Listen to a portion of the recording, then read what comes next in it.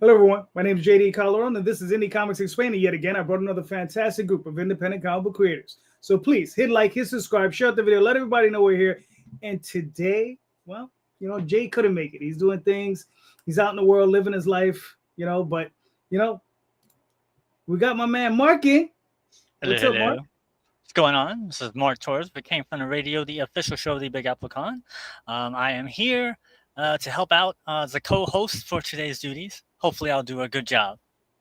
You always do, brother. You always do. And on as the Coco. Yo, what's up, everyone? Thank you for having me on, JD. My name is Jorge Medina. I am the creator and writer of The Adventures of Wonder Duck, and also have a book coming out this next month, actually, on Kickstarter called The Shameless Plug. So I'm here to promote that a little bit, and thank you again. Thank you for having me on. Listen, thank you for accepting. the perilous duties I will put you through. Matt, how you doing, brother? Good. How are you guys doing? We're good. Please introduce yourself. My name is Matt Forsyth. I'm the co-creator and illustrator of Bound, which is on Kickstarter right now for the next 2 weeks. All right, cool. What's up, David? Hey, how's it going, JD, Mark, George, Matt, David F. Starr here, co-creator of Metal Lord, and it's also a band. So I'm also the guitarist and co-writer along with my son, Gustav, who's in paint behind me as the main protagonist of our story, Metal Lord. Excited to be back on, and I feel like there were shots called out by Jack on one of your previous ones, calling out Barks as the best official root beer on there. I feel like it was shots towards me. Still going A&W. All right. Fair enough. How you doing, John? Hi, my name is Jon Dexter. I'm the creator of the comic series Alpha Dogs. The published graphic novel is on Kickstarter for the next 5 days.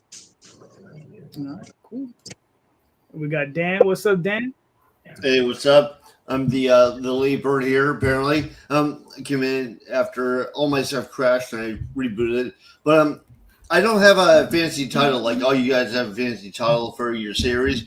It's just all my stuff is cosmic horror. So it's like they're but by different names. Like they're heavily illustrated books, but they're like the Black Seas of Infinity or Down Highways in Dark. But I don't have a name that links them all together. Listen, man, that's fair enough. Listen, I mean, I like cosmic horror, so that's right up my alley. All right, so gentlemen, let's get down to it. I guess you guys saw the show, the title of the episode, the show note, the show question, whatever you want to call it. How deep are you in? Could you get out even if you wanted to? Right. So that's the question we're gonna start with. So Dan, you're in the hot seat. Last man in, first one question. All right. So specify how deep am I in what? My project that I'm into right now. See, here's the thing. I always leave these questions just like this because I want you to interpret it your way. There could be a million different interpretations. I mean, how deep am I in?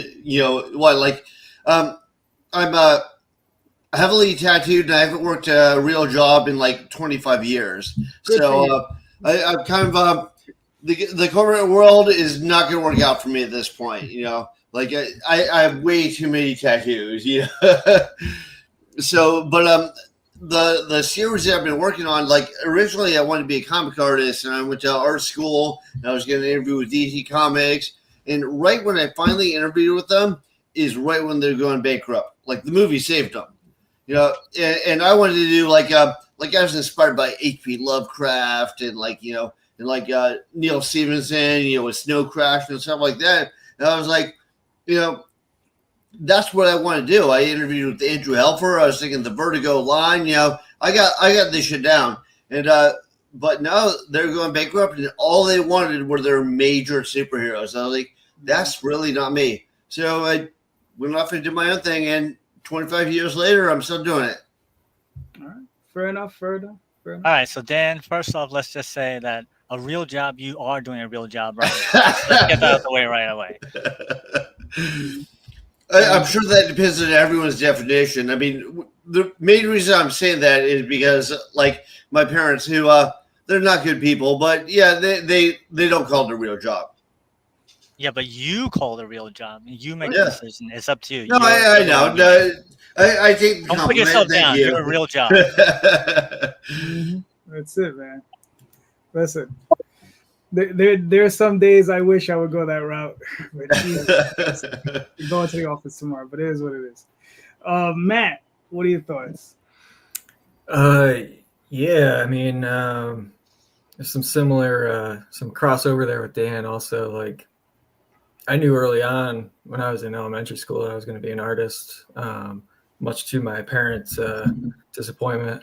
But you know, as I got in my teens, I started drawing comics and stuff, and that seemed like a natural fit. But you know, late teens, 20s, got disillusioned, jaded, you know, wandered off into life, and eventually came back to comics later on in my late 20s. And you know, I've been grinding away ever since. I mean, it took me 15 years to make Bound, so I'm pretty much in it for life. And as I've said before, I've worked all sorts of jobs, and you know, it's been a long time since I've had a regular type job. So I'm kind of in a similar situation where, like, I don't know who's going to take me seriously if I had to go back into like the workforce, you know. So yeah, I mean, I can't see any end to it now. Maybe maybe later, but I never really think about it too much. Too busy. All right, that's fair. David, what are your thoughts? Yeah, I would say, am I into it's because the question is, how deep are you in? Could you even get out if you wanted to? And this is the thing is I always live my life with complete agency as much as possible. So I've been happily married for 19 years, but I look at it each day as that's something I continue to choose to do and I want to do. The job that I work at, I've worked at that for 20 plus years, and then it was like 26 years if you don't count college in there for my day job, which has been successful on it. So that's something, again, like I try to tell people when they're miserable at work, like, what's your passion? What are you happy about for it? So absolutely not. I'm not stuck. This is exactly what I want to do. Like, my son's super excited. He wanted to make a comic book. I've done fine art before this. And that's a great passion, but like, you get a gallery, sell my artwork. I sold a painting for $5,000. I'm like, oh, that's so dope. And you split it 50-50 with the gallery because that's standard. And then you're like, wow, that's not a good dollar per hour for 200 hours worth of labor to get into that painting. So you realize, like, okay, so what does this look like? And this one seems like so much fun, this project that we're working on. So I'm choosing this, and you could absolutely get a job. You could become a truck driver. You could make good money, with tattoos. Like, the options are open. That's where a lot of people feel trapped. I refuse to feel trapped for it. This is like the coolest thing that I could possibly do. Like, what's the funnest, coolest thing I could do? I'm going to do that. So the fact that my son and I are making a comic book together, Bullet Round plus metal music, and we're actually making music and we're going to start performing it live together, like, that's super dope. Like, man, am I in it? I don't want to get out. Could I get out? Yeah, of course. We're grown men. You could figure it out. We don't want to. Why would you want to? That's fair. John, what are your thoughts?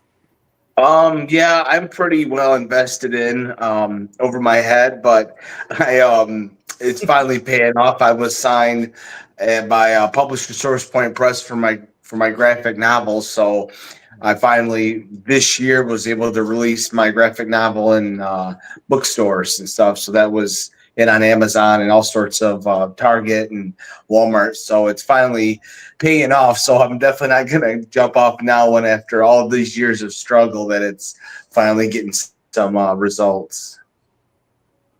All right, cool. George, where you at? All right. So let's see. How deep are you in? I've known you for a long time, Mark. We've known each other for a long time, and you guys were in it even before I started. And this was 22 years ago. So how deep am I in? I'm about 22 years in. Could you get out? I could. Do I want to? No. You know what I mean? Like it's one of those things that I think a lot of people think, oh, making comics, easy. You know, let me just do this. It's you know, that shit, it's a comic. How hard can it be? And then you realize how hard it is. And a lot of people, once they realize that, are gone. But if you love it, you stay. And I think that a lot of us are still doing this stuff because we love it, right? Because we love it. So how deep, man, even if I wanted to, would I get out? I don't want to. I don't want to get out. I'm here and I just want to keep doing this, man. This is the escape that I need from real life, the crappy stuff that's going on. So this is my escape, and why would I want to leave? You know? All right, that's fair. Mark, what are your thoughts? I have been doing, well, since I was born, I always wanted to be in comics. So I was kind of in from the get-go. I am super, super deep in. And I was at a convention, I'm going to say like 3 years ago, while I was overhearing an artist talking with another person. And they said something, and I was like, haha, that's exactly it. They said, you know, we're creators and we have to create. So I don't see that I would be able to get out of it, because there has been times where things have been, you know, on my lows that I was doing, you know, working in a movie theater, working at Blockbuster for 10 years each. And every time I kept on getting pulled back in because I just have to do it. So I cannot get out. All right, that's fair. The reason I asked the question is that, like, you know, being, like I said, I started self-publishing in 92.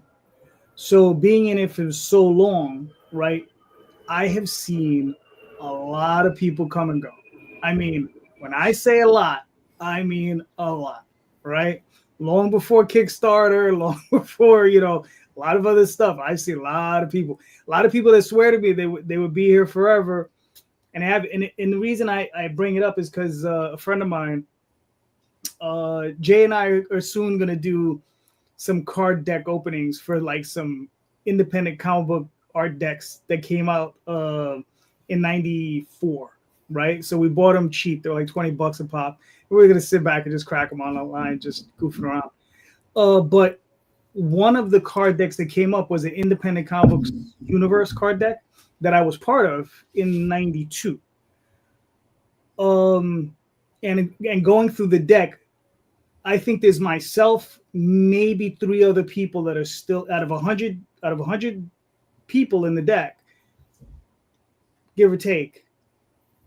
Myself and maybe 3 other people are still active. You know what I mean? So that's why it's like one of those things I ask. And some of these people were very active way back when, but they're no longer active. And that's, look, anything can happen. You understand? Family issues, health issues, you know, any one of a million reasons could happen. You know, I knew one set of people, they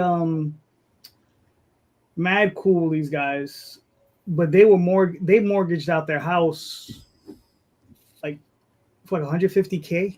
Oh. You know what I mean? And this was least, you know, so they were like deep into debt doing this stuff. I mean, and this is, like I said, this is before Kickstarter. So I mean, you know, we didn't have Kickstarter back then. So there are a lot of other, you know, considerations we have to take into account. But yeah, but I know for myself, I'm definitely in it, and I will probably be in the process of, I will probably drop doing it. So, you know, so I will be in it for, you know, as long as I can be, you know. So yeah, so there it is. But that's the reason I asked the question, because I'm just really curious where everybody's at, you know. So it's gonna be like a Monty Python when the guy was drawing and then he died and went, ah. I never watched Monty Python. You've never seen Monty Python in the Holy Grail? I've seen them, but no. Oh, Monty Python's classic. Yeah, I know. It's just one of those things. Holy Grail, you know, Life of Brian. I mean, come on. Yeah. You know, I might have seen them once, and it's just like, just never got into it. Mark, you're yes. Up. All right, so I do my best not to be political in this situation, but it kind of just hit hard on the comic book world. I'm sure everybody's been talking about it. The person that got fired and their books got canceled from DC. Where do you find you as a public figure doing your work, and how do you find to stay the line to just not be political and get your word out there without making it into a situation where you can wind up getting yourself fired. All right, cool. Matt, you're up. Okay. I've made my share of controversial posts, but I try to keep it to a minimum. You know, I don't think anyone really cares what I think, but Now, but, you know, remember James Gunn got fired from Marvel, and now he's in charge of DC for he said something controversial years ago. Yeah. I try to keep it neutral. I'll Bound is kind of filled with little cryptic social commentary. I like to keep it subtle. I don't like to hit people over the head with it. Teresa and I talk about it all the time that like we want Bound to sell on its own. Like we want people to read Bound. I don't care if they know who I am or who Teresa is. Like we want people to read Bound and like the story and like the characters. So if there's anything in there that you can read into, that's probably on you. Like that's probably your take of it. I have my own views. I put them in there, but you might not know what they are. You know what I mean? So on the same lines, do you, because you want the book to speak for itself, do you say things out there on social media that maybe affect the sales of your book, or you just try to not say anything? I do my best to not say anything. I said some things during COVID that were pretty, in your face a little bit, but that was a kind of an extreme. It was during like George Floyd stuff and COVID was happening at the same time. I was living in Portland, Oregon, so like everything was going down there. I was kind of knee deep in all that stuff for a little bit, but took a step back, thought, what can I actually accomplish by doing any of this stuff? The only thing I did really was like alienate friends, so I try to keep it neutral. I mean, I have strong beliefs, and across various subjects, but I try not to put it out there too much. All right, cool. David, what are your thoughts? Yeah, so I've always kept because I was a fine artist, and my wife, and I produced a yoga TV show for public television, or not for public television, but it's on public television, and so there's this idea of what's the public persona of you, and I always look at it, and this is the way I've tried to raise my son, same way as whatever dialogue you're having is a public space. So if you're not willing to say that thing in a public space, or it's not appropriate to say it in a public space, why are you saying it? You know what I mean? And that's where people got this thing where they have this shield of anonymity, and there's this lack of humanity in how they speak in dialogue. And that doesn't mean you can't say like very heartfelt things, on there. But the WWE-ification of everything has made it so much more exacerbated. Everything gets pushed to the extreme on that stuff, and that's not how the majority of people think. But when they hear the sound bites, then they start thinking like that. So I try to keep the dialogue the same way I would with a neighbor or someone across the street. So I don't really think I run into that issue for it because I'm not having it, and then I'm not engaged in if someone's doing something hateful, or horrible on there.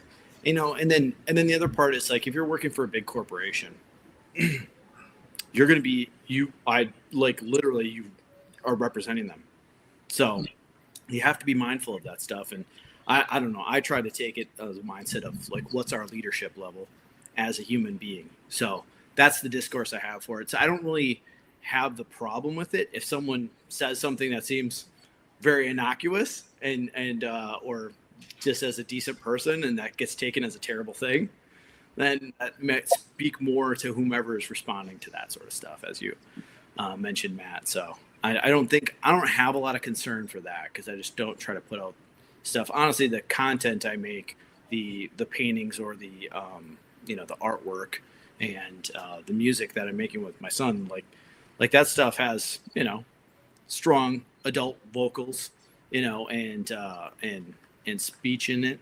When you talk about government and stuff like that, that's classic in artwork. You know what I mean? So if you can't push on that, and people are like, "How dare you say anything about that?" It's like, I don't know. Have you looked at anything of art history at all? But saying something where it goes over into that this new mentality of what's acceptable to say, to me, that's too much. So I don't really have to worry about that much. But that's what I look at as like public space is you're publicly saying it. Like you say it online, you say it on Reddit, you say it wherever you're saying it for real. So just put out good stuff in the world. Make sure you hold yourself to it. That's fair.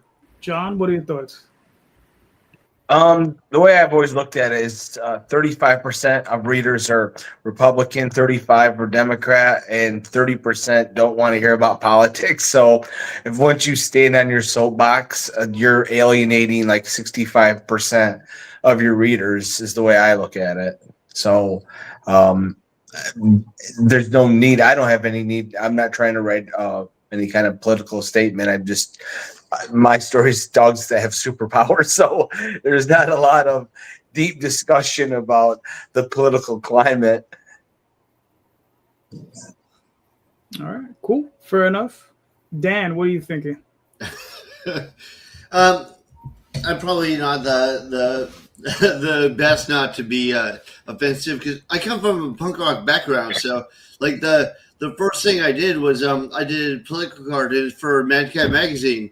Like that was my first paid gig. And I remember the first cartoon I did was making fun of the Republicans because they had this new thing out called The Contract with America.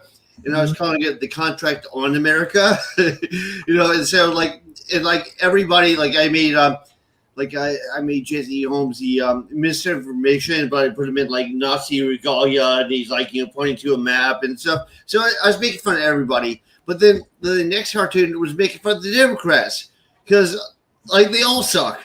So so I would get more hate mail than anybody else, but it also sell more copies than anybody else. So so I don't know. I just try not I bust everyone's balls, but I try not to be a prick. Like if it's serious, like I don't really want people to get stumped out. Like even if well, except for Nazi skinheads, they can get stumped out all day. But other than that, I'm just saying, like you can disagree with me, and we can agree to disagree. You don't tell me what to do, I don't tell you what to do. It's cool. All right. Fair enough. George, what are your thoughts? I think that much to John's point, I've always, this is like doing this indie thing is hard. Selling our books to people who don't know who the heck we are is hard in itself, right? So my viewpoint on anything that will give anybody a reason, don't give anybody a reason not to buy your book is what I'm trying to say.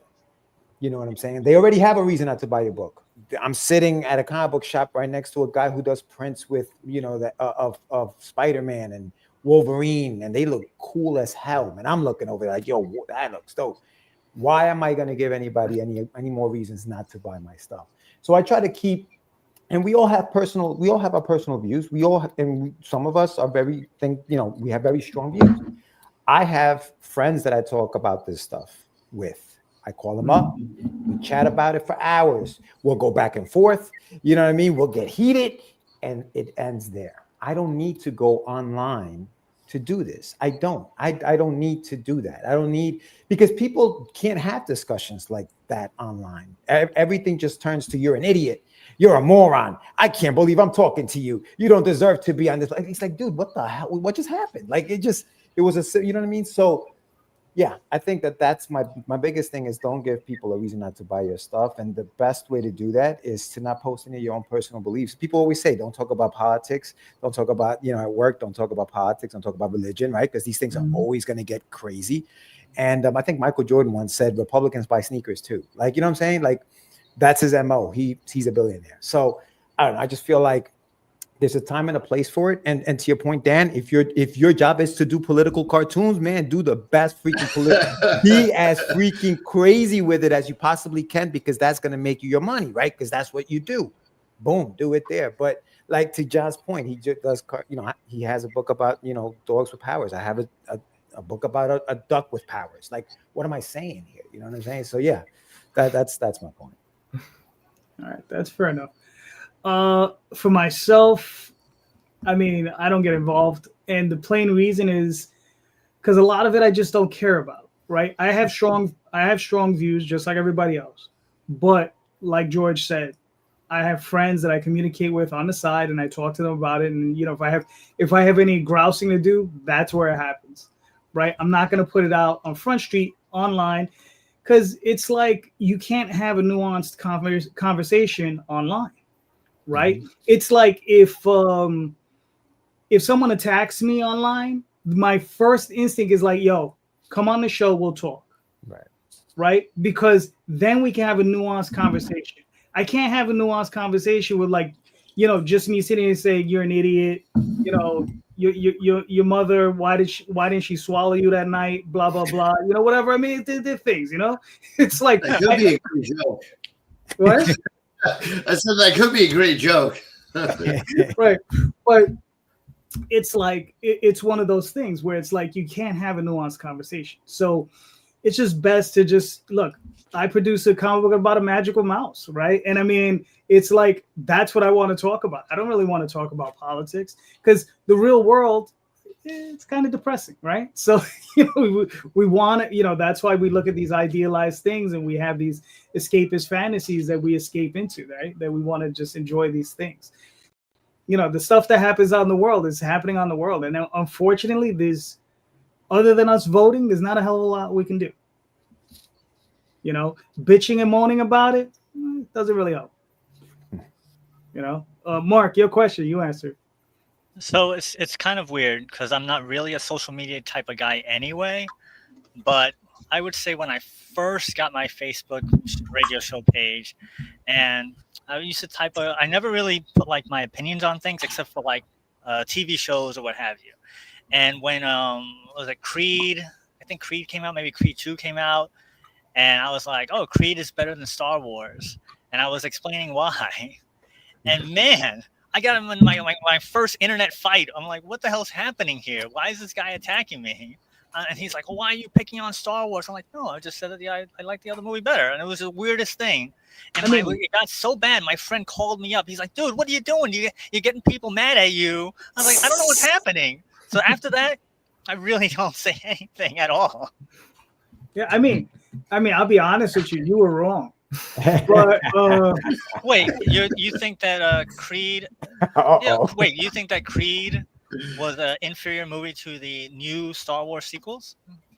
No, I'm talking about the originals. Oh no, I'm talking about because they both came out at the same time. Creed came out, which was technically Rocky VII. You say Star Wars. There's only 3 movies I'm thinking about. Okay? I meant the Force Awakens, and I was like, this is how you do a legacy sequel, and you had the old guy, whatever. And it was just the weirdest thing. I was like, what the hell is going on here? I don't understand what just happened. Gotcha. I didn't know the complete context. Yeah. And that's the other thing about social media. You don't get the entire context. Right.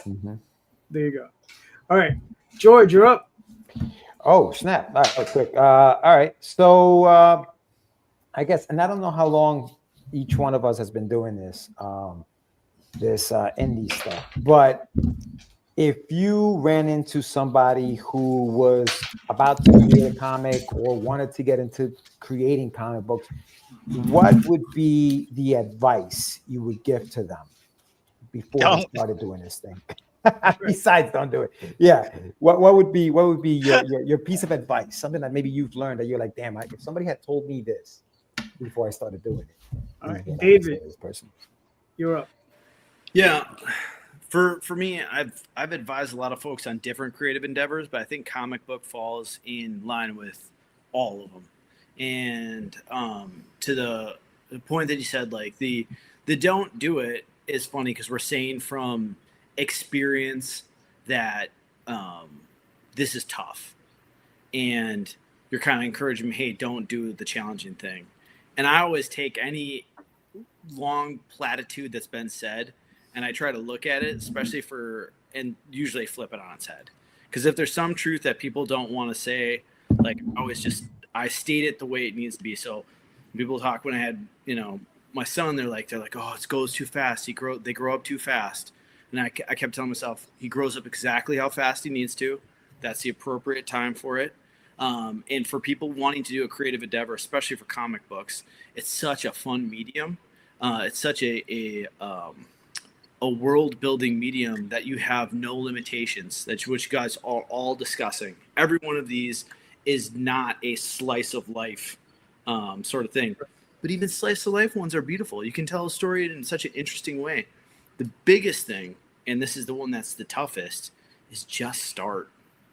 Do whatever, do the minimum you need to start making something. What's that minimal viable product you can actually put out into the world? Like, don't wait until you're good enough. Don't wait until you've got the right whatever.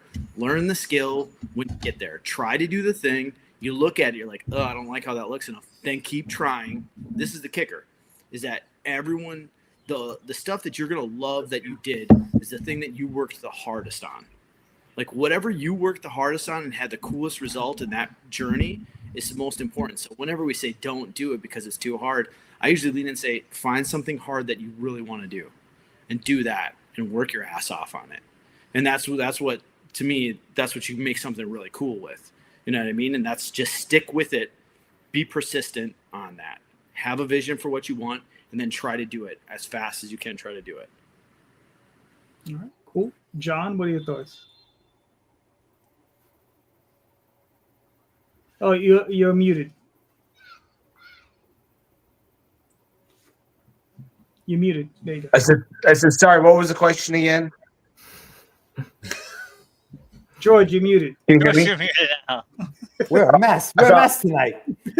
No, John. So I was saying, if you could give like a creator who's starting his way on his journey, who's starting his first comic book creation, what would be that piece of advice that you would give him? Oh gosh. Hopefully you have a rich family member. That would be the piece of advice I'd give them. Yeah, it's really expensive. So I guess be comfortable with being broke or getting a second job, because it's not an easy endeavor. If you're a writer, if you're an artist, it's not, obviously it's expensive, but I'm just looking at it through my endeavor, being the writer and having to pay for everything. So it's, you have to put the work in. And I would say read a lot of how-to books to write comics, and read good comics, and also read bad comics to see why it's bad in the first place, and and try to figure out why this didn't work. All right, cool. Dan, what are your thoughts?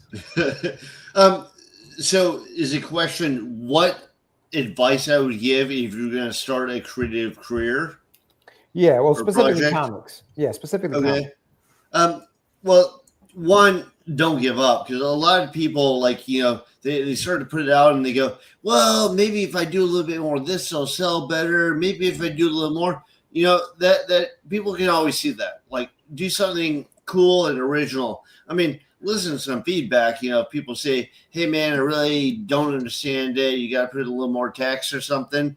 The other thing I'd say is, don't expect it to be an overdone success, because it's not going to be. I mean, you got to talk to everybody. You got to market it. You got to get your friends to buy it. You got to, you got to push it out there.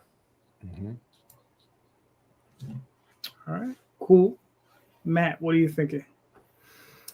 I think I would never tell someone not to do it. I would say if you really believe in it, you should absolutely do it.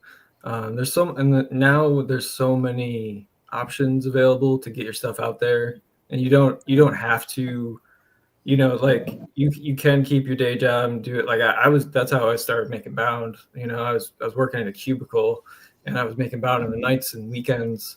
And it didn't look anything like it does now. It was pretty much garbage when I started. But if you really believe in it, keep going. Don't worry about money. Don't worry about fame. Don't worry about being the next Superman or whatever. That's no one really cares. That's the thing. Like I don't mean any offense to anyone, but like at the end of the day, like no one's watching you, so that should be a relief, because like we think that people are gonna care if we like mess up somehow, or we don't get an issue out on time or something. But like the real, everyone has their lives, everyone's got busy lives. The pressure is off in that regards, but we think it's on. You know, it's really weird. So if I could like go back in time and tell myself, don't worry about money, don't worry about people liking your stuff, don't worry about people, you know, buying it or being into it. Just keep going, just keep doing it. You'll find your audience. Like I said, if you believe in it, you know, you got nothing to lose for trying. All right, cool. Mark, what are you thinking? Two things. David actually jumped on a point that we had Tom McFarlane on the show, and he essentially said the same thing. He was like, if you go into a room of people who love comics, who want to do comics, and you say, hey, how many people want to do a comic? Everybody in the audience will raise their hand. And they'll say, how many person wrote the first line or the title? Half the hands will go down. He's like, you're already ahead of the game. You have to be able to be... Just start. You're already so far ahead of everybody else. So David is completely right on that, and that was really cool. And the other thing that I've learned over the years, if someone's going out, I would tell them, no one is going to love your project more than you. So you have to be your best cheerleader. You have to be the one that has to go and push it out there. Because if people will see how passionate you are, then they might be interested. Oh, I like how this guy's passionate about this thing. Maybe I'll go check it out. But if you're just a guy going, oh, I like my book, you're not going to make any sales. How many conventions have we been to that we've seen the guy behind the table, looking down, not interacting? And then how many people we've seen interacting and making sales just by talking and just getting themselves out there? So no one will love your project more than you. All right. Fair enough. All right, let's see where to begin. All right, for the first part, I agree with John.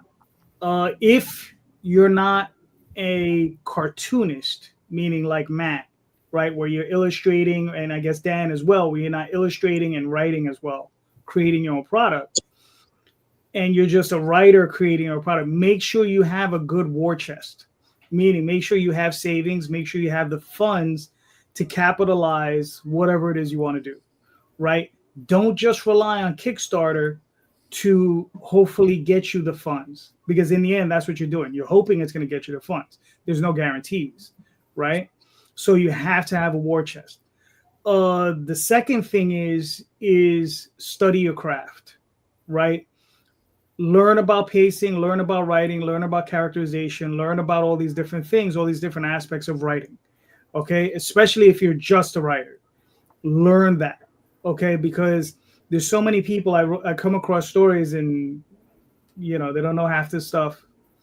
There are people who have been published by companies and they're like, oh yeah, I've done this and this, and I read it and I'm like, okay, I guess they just needed something else to fill in and to maybe get a break on their printing costs. But I'm like, I don't know why you're there. So that's the one thing I would always tell anyone, study your craft, right? Read as widely as possible, right? Don't just read comics, read prose and try to read prose. Don't just stick to the genres. And if you read the genres, try to read all the genres, right? Once in a while, pick up a romance, once in a while, pick up a murder mystery. Horror is always good. Science fiction, fantasy, whatever else you like. And once in a while, pick up a history, pick up something that's just a historical accounting of something. I mean, because those types of works will actually feed into your work, right? It'll inject something into you that you normally wouldn't get maybe from another writer, but if you might be able to get it from a historian. And I would also say sometimes read a philosophy book. They're interesting. What is it? The Five Rings, Sun Tzu, all that other stuff. So yeah, I would say try to read as widely as possible. And the same thing goes with even what you're watching on television or movies. Try to watch a wide spectrum, not just American cinema. I would advise watching European and Asian, Japanese, Korean, Thailand, all kinds of films, because the way they pace movies, they don't necessarily use a 3-act structure the way we do. They use it a little differently. and there's a lot to learn. That can be seen and understood from that. So I mean, I would say it's a lot, but we all have to try. Look, I've been doing this for a minute, and I'm still learning, or at least I'm trying to. So that's the one thing, and that's the other thing. Never stop learning, because the second you tell me you know everything, I've just met an idiot. Okay, so we can move on. George, what are your thoughts? So I think that there's such the cliches, right? Ignorance is bliss, knowledge is power, right? I remember not knowing anything about what you guys are talking about, the 3-act structure and all that other stuff. And I remember writing and having so much fun creating, because ignorance was bliss. I didn't know that I was doing everything wrong, right? So I was just able to create because I was just having fun creating it. It wasn't until I realized how bad I was doing it, knowledge is power, that it made me kind of like step back and say, whoa, what the hell am I should I even be doing this, right? And I think that to all of you, to your points here, it's like start, right? Start, do it. Even if you don't know what the heck you're doing, but you want to tell a story, draw it, write it, do whatever it is, put it on paper, get it done. Don't it's here. Everything is here. I got everything right here. No. Put it on paper. Yeah, exactly. Make it real, right? Make it real. Because if it stays here, it'll get lost somewhere. You'll never start it. But also, then the second part of that is what you guys have also been saying is do your research, study, understand why you did the things you did wrong, so you can fix them and develop tough skin, because people are going to knock you the heck down and they're going to say it sucks.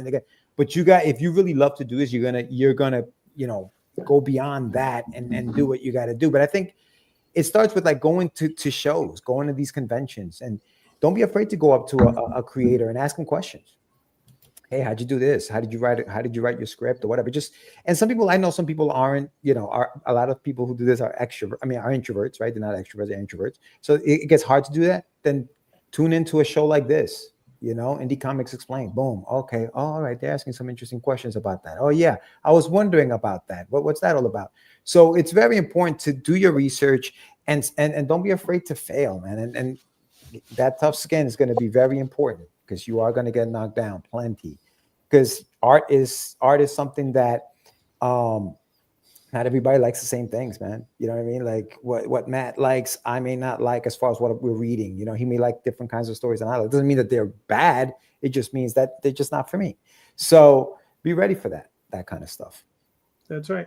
It's very subjective, what each of us likes, right? Because I could say, I love one movie and somebody else loves another movie, but the one thing we're all bound to is. Oh. So here we go. Bound. Do you want me to play this video, man? Yeah, if you want to. It's a couple right. minutes long, but yeah, go for it. I mean, I animated the whole thing, so cool.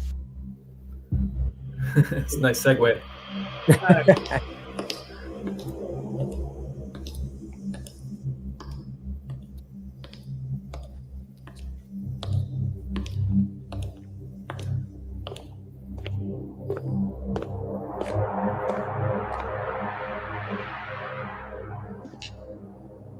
There are life forms that exist all around us, but they are undetectable to our human senses.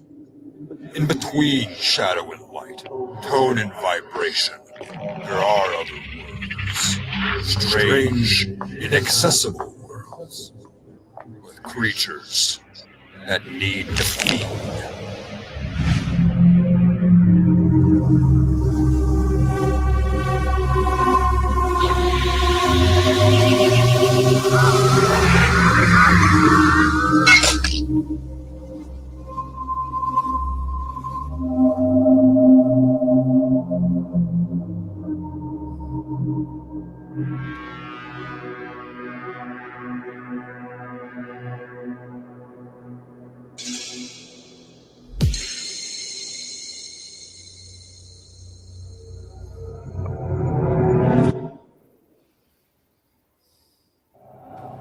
That's great.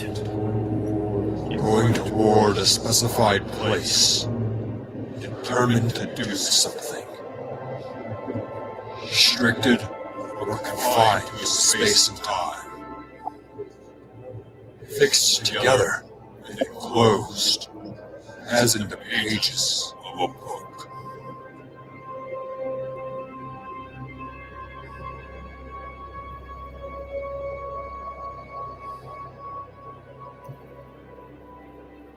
Yeah, it's pretty much just like credits and like a post-credit. All right, stop making comics and do an animation. That's That was awesome. That's dope, Yeah, that was man. pretty nice. Holy Thanks, cow. guys. Loved it. Yeah, it had That this. was I sweet. love the cityscape behind there too. That was such a good Yeah. vibe, man. Great job on that. Thank you. Appreciate it. When can we expect the animated feature? Oh man, I I'd love to give you a date, but yeah, I have no idea. Gotcha. If you're The answer animating it, is it'll be when in you- 30 years. 30 years. The answer is when you make $1 million on your Kickstarter. There you Yeah, go. for sure. There you go. All right, so Matt, what are we looking at? Talk to us. So yeah, it's our first Kickstarter. I've been doing this for 15 years. Bound is it's about a post-apocalyptic librarian that gets cursed with a demon. It's a little bit of Lovecraft, a little bit of Twilight Zone. There's a little bit of everything in there. All the stuff that influenced me growing up and beyond. Same with Therese has her own influences. I grew up reading, Big Two, DC, Marvel, all that stuff. And then eventually discovered, anime and manga, and that stuff had a really big impact on me. And I just love black and white art, and it just started to take a life of its own as we started working on it. We kind of knew where it was going, but we didn't anticipate the direction it would take, and the kind of like just kind of started to almost write itself after a while. And it took a long time to get there, but once we got into about issue 4, we really got a groove down and got a formula going. Still took years after that, but we're finally presenting it to the world beyond our small niche audience. So yeah, and the Kickstarter is it's remastered, so I'm gonna go in. I've already started updating the artwork and cleaning it up and fixing things and fixing formatting issues and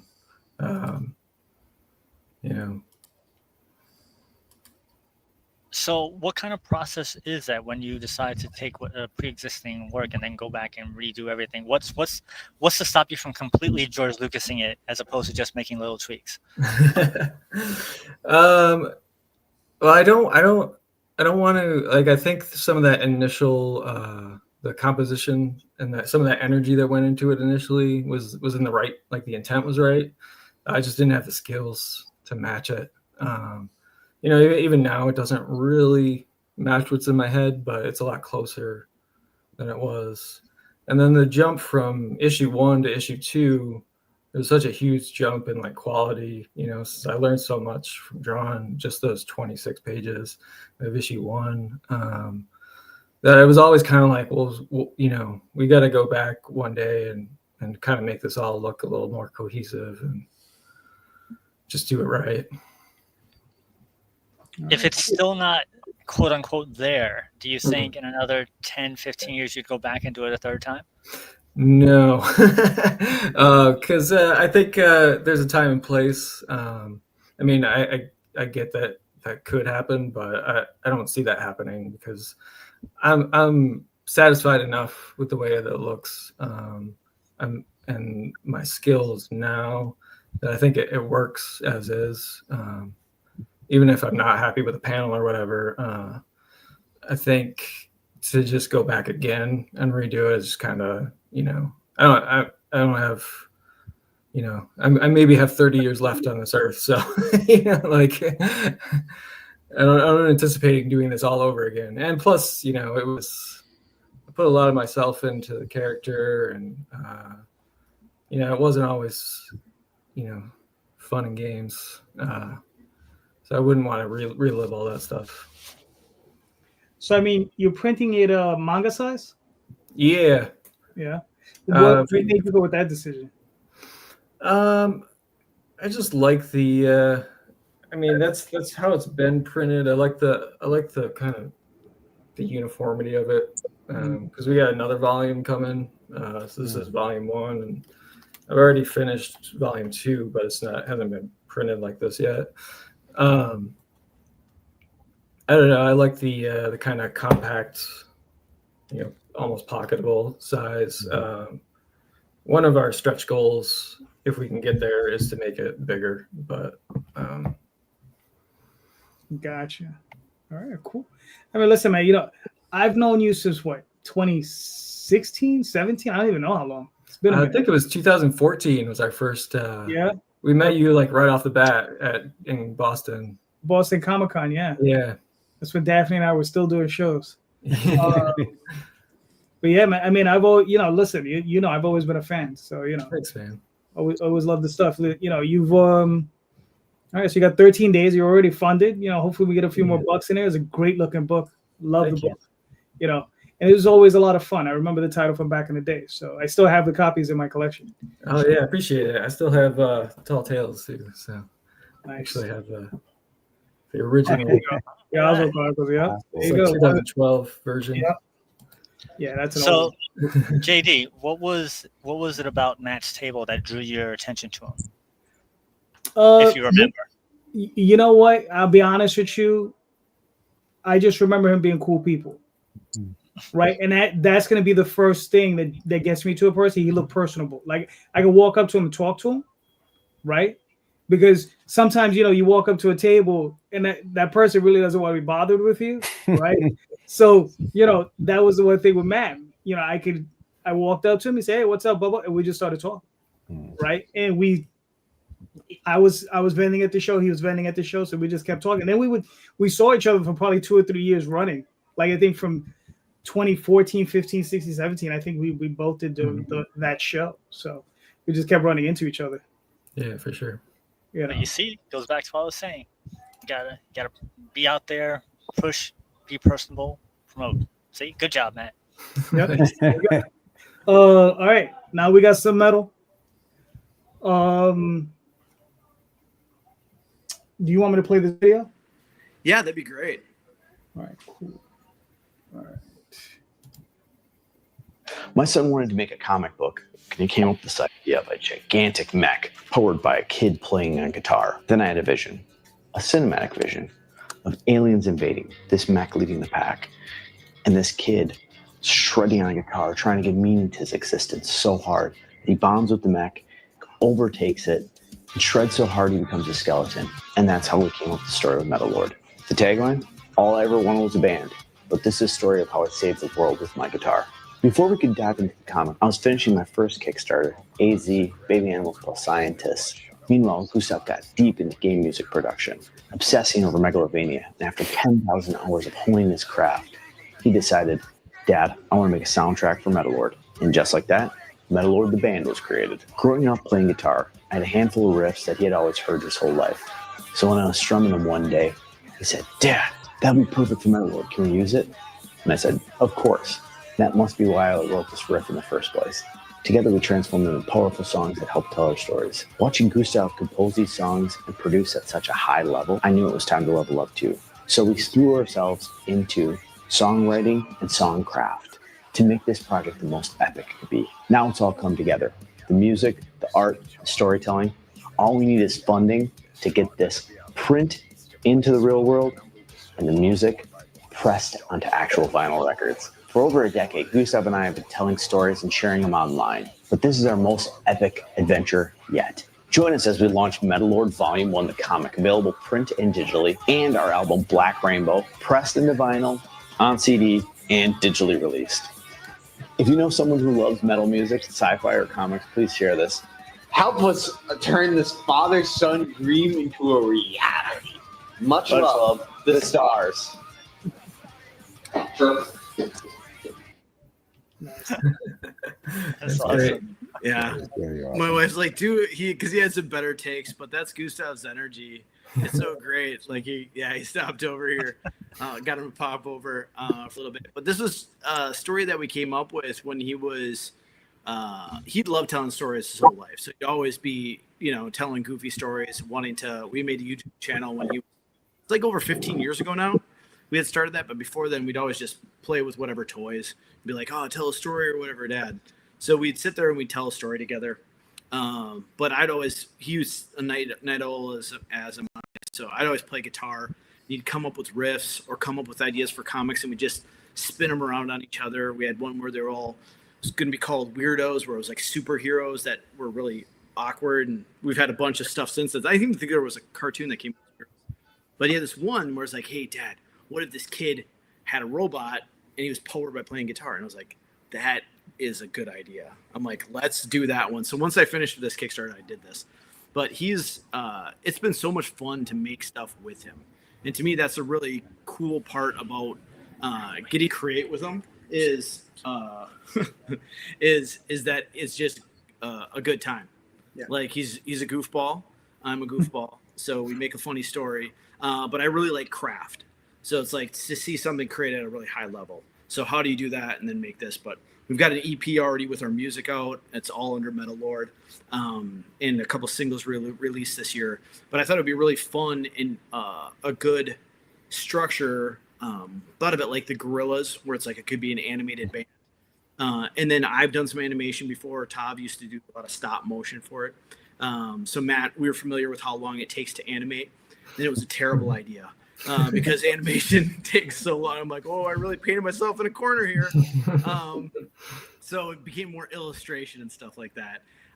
But it's been really a fun experience for that. We just tabled at Long Beach. Someone came over and like, "Oh, you make metal music? Like, do you want to open for us?" And I was like, "Yeah, let's do it."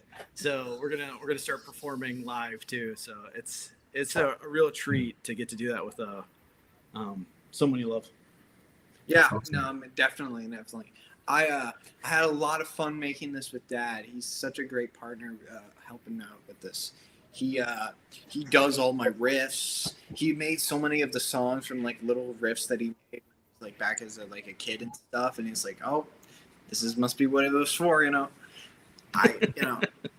Coming up with these characters is so fun. Working on this whole thing, working on the album, doing the music and shit. It's stuff.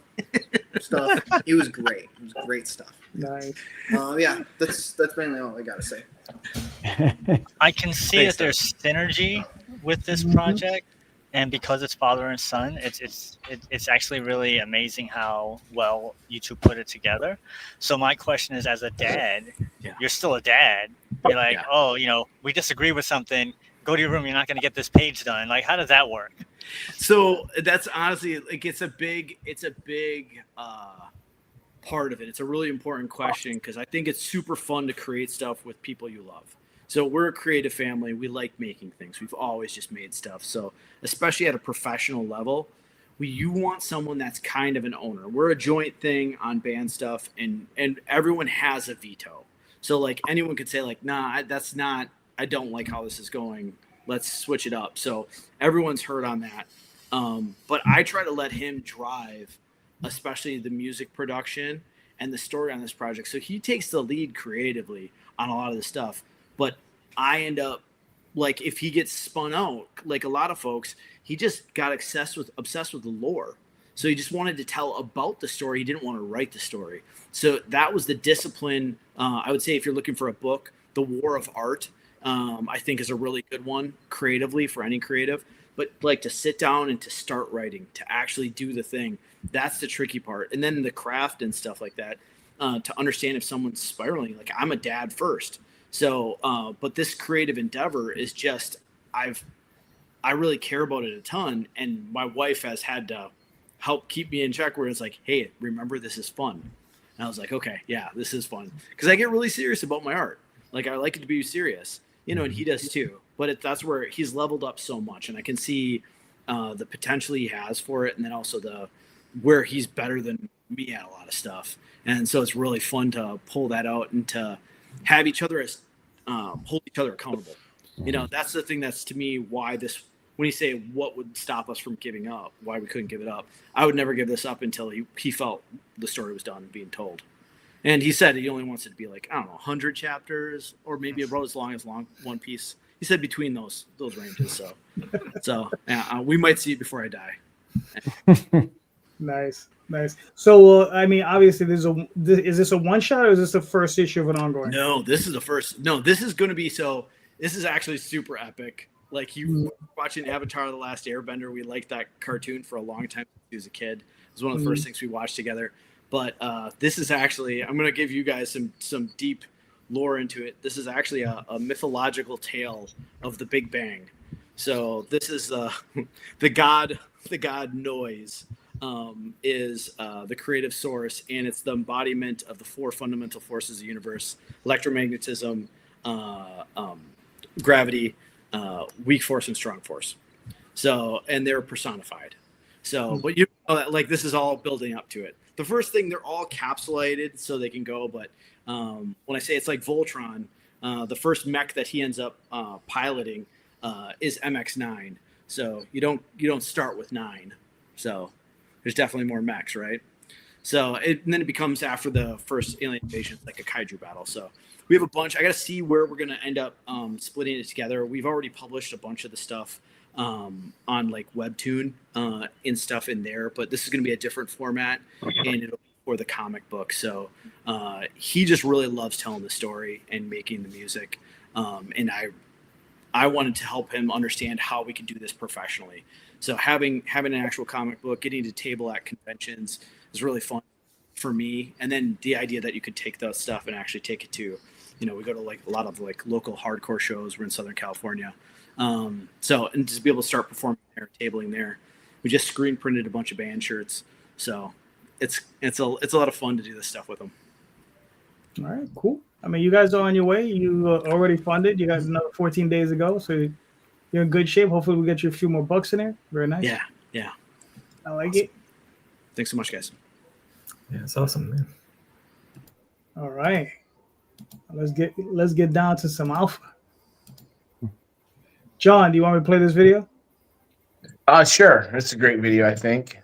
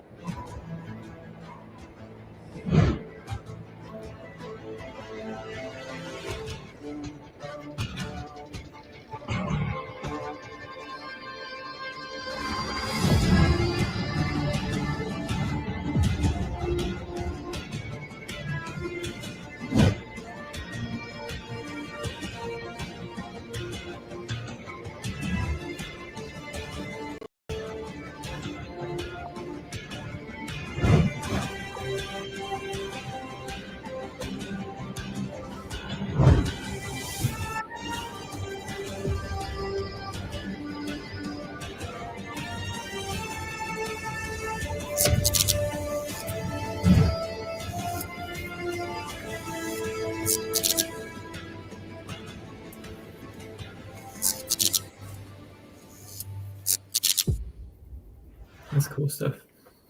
Very nice. Nice. All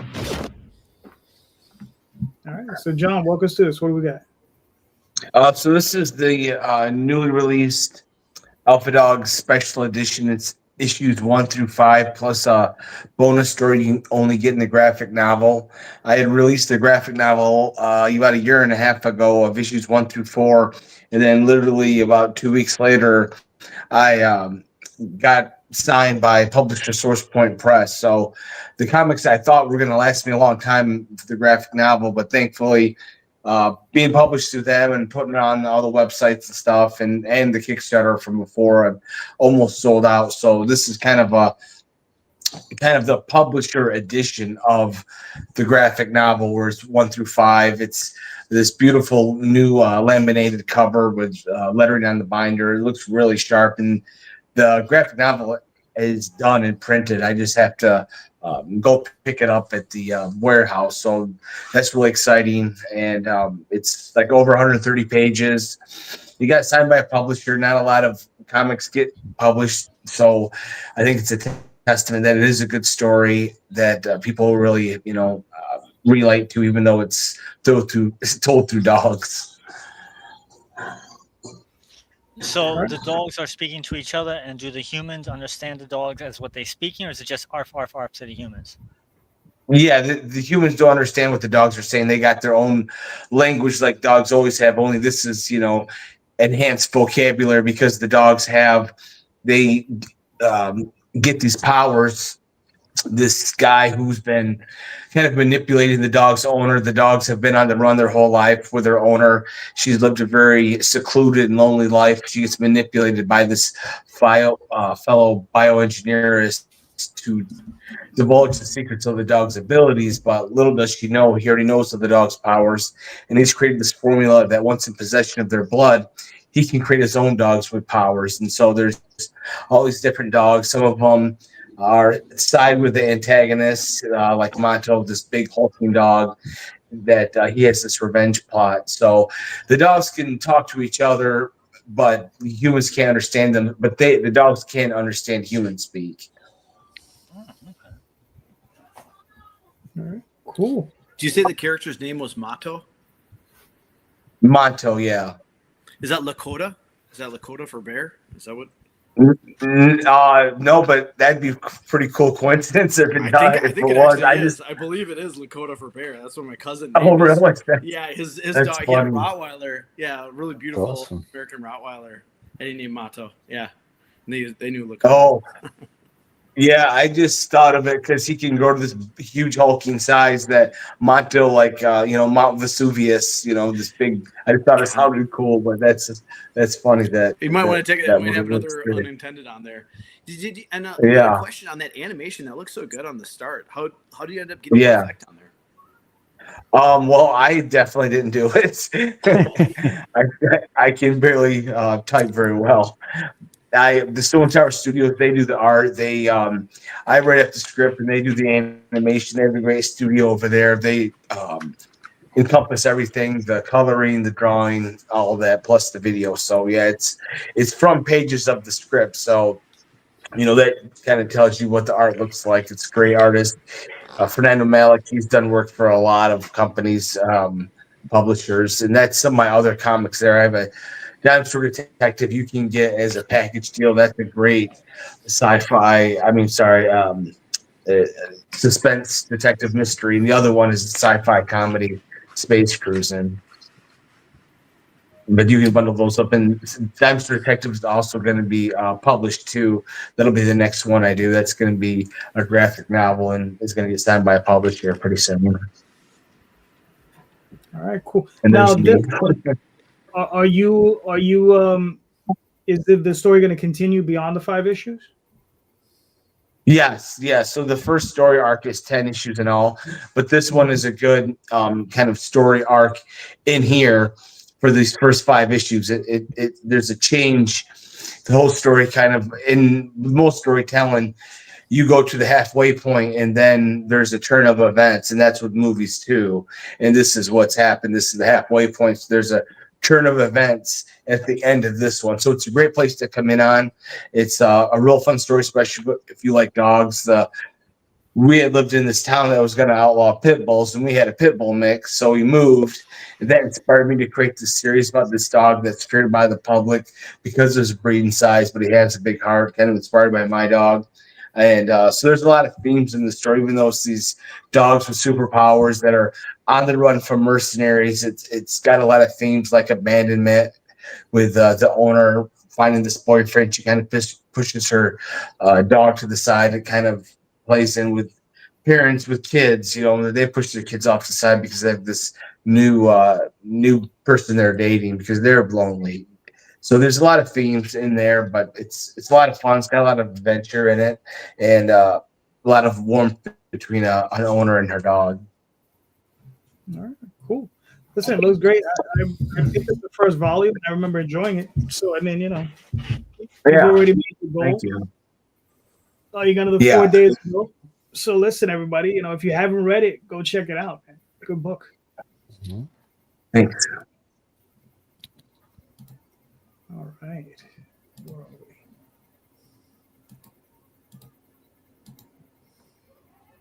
All right.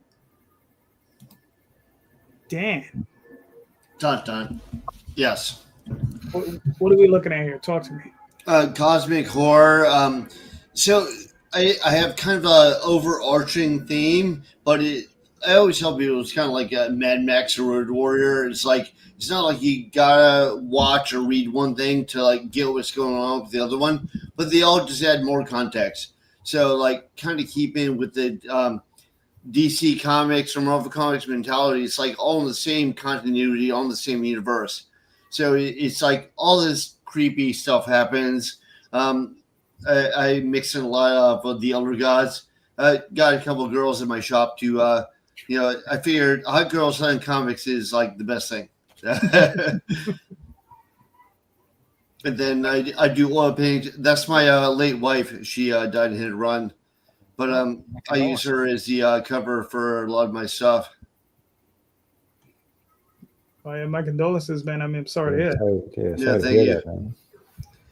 Yeah, I have a little drawing. So it's like you said, they're heavily illustrated cosmic horror books. So in those books, what I do is I always thank her at the beginning. I have like a little drawing of her, and I always thank her because she was really my biggest fan.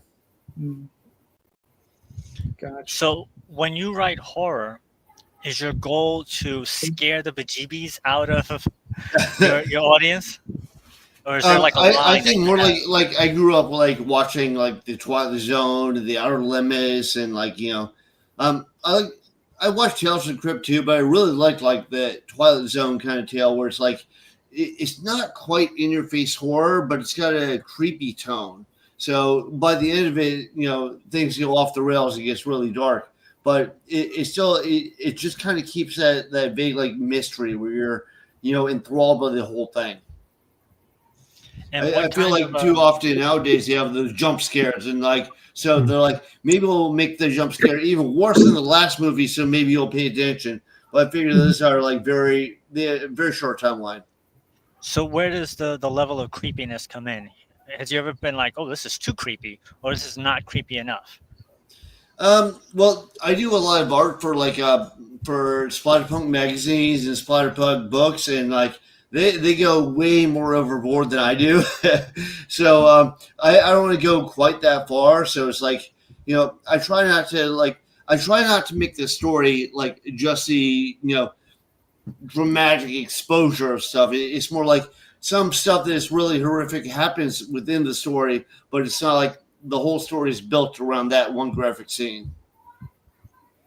Gotcha. Now, these are your illustrations, right? Yeah. Very nice. I mean, I love pen and ink, this type of style.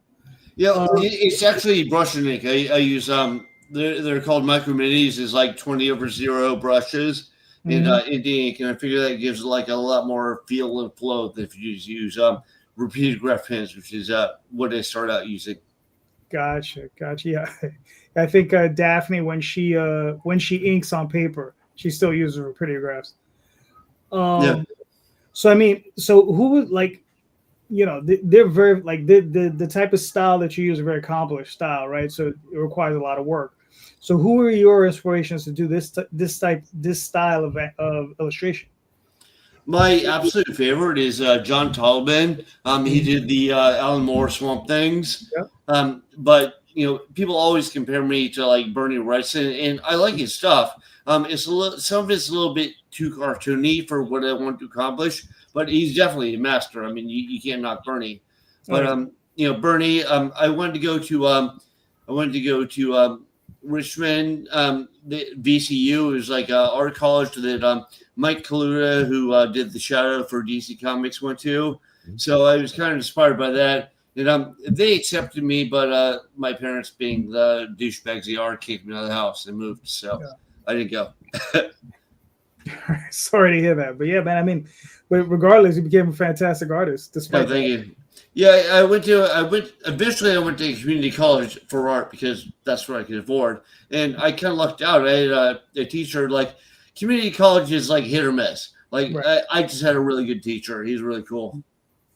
All right, cool. And each image is a separate pitch, as a separate story.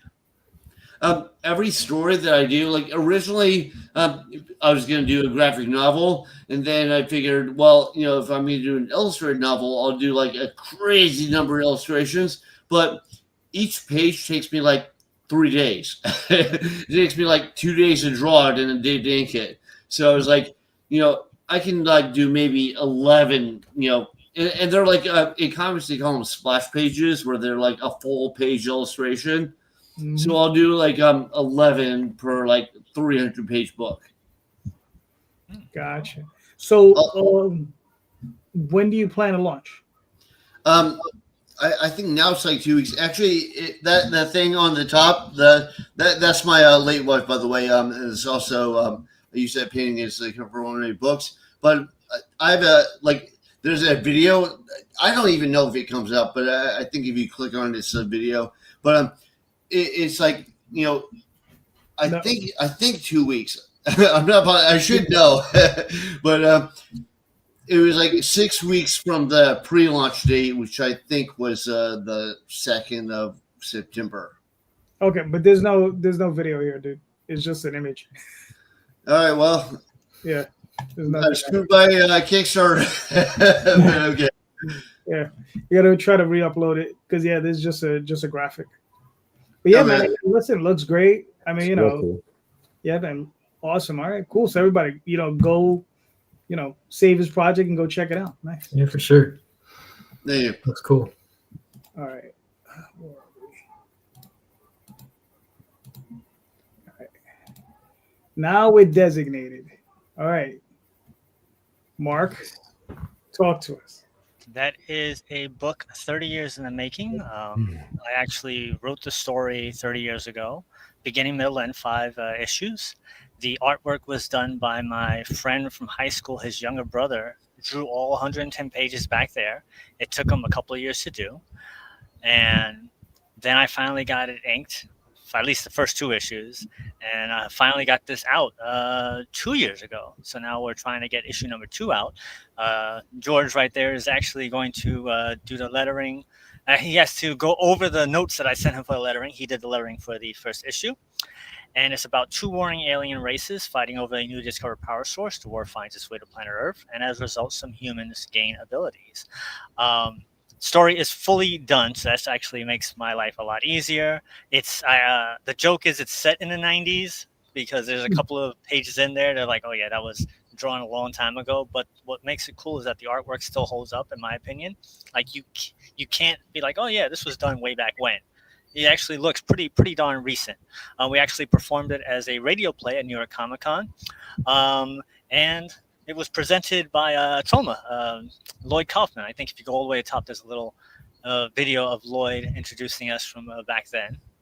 Huh. It should be all the way on top.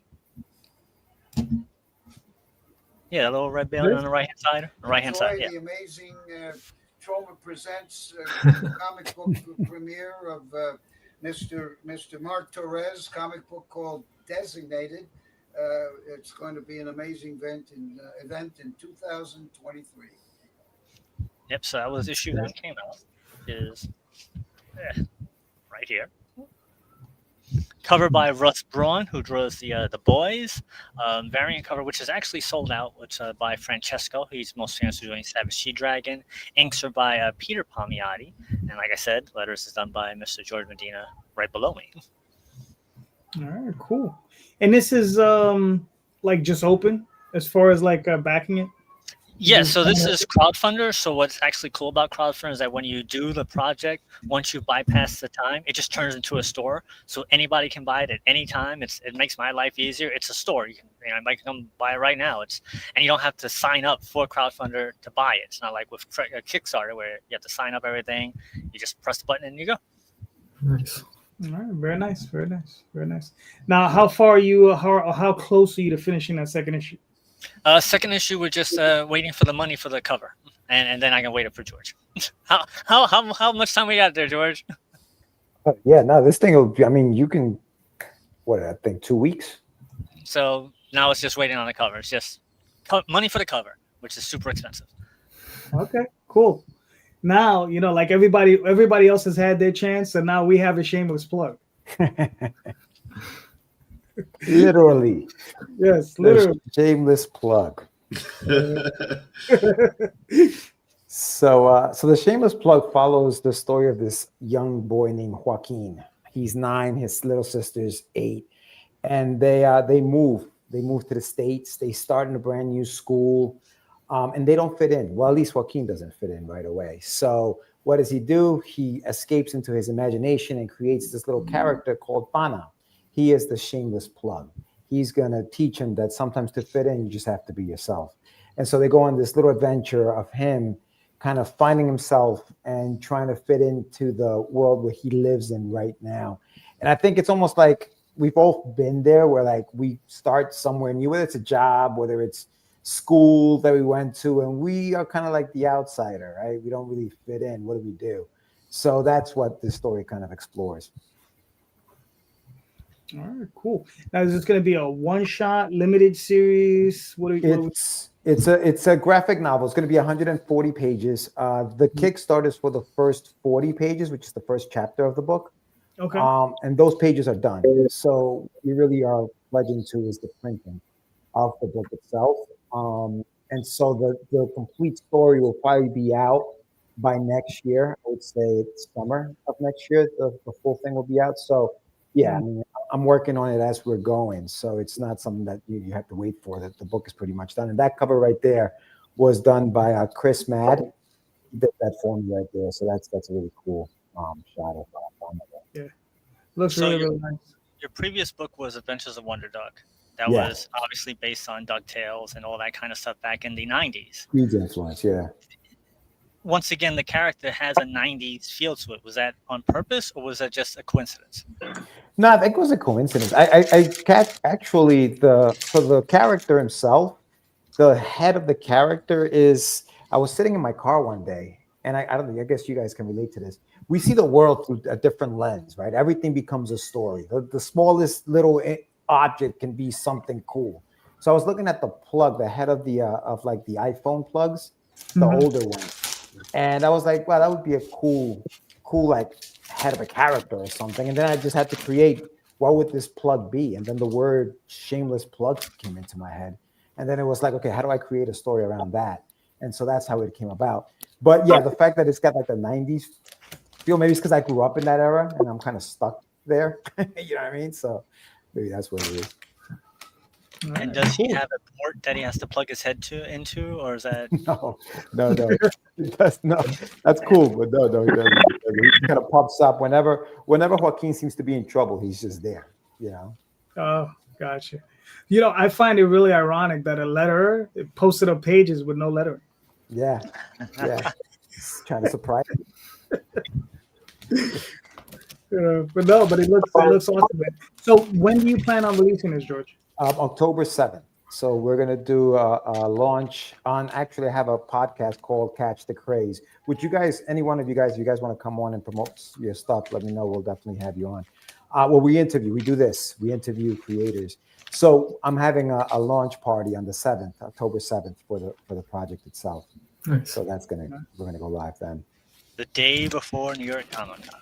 The day before New York Comic Con, yeah. And on the 8th, I will be at the library with you, Mark, doing my whole little, promotional tour of this thing. So, yeah, it's going to be fun.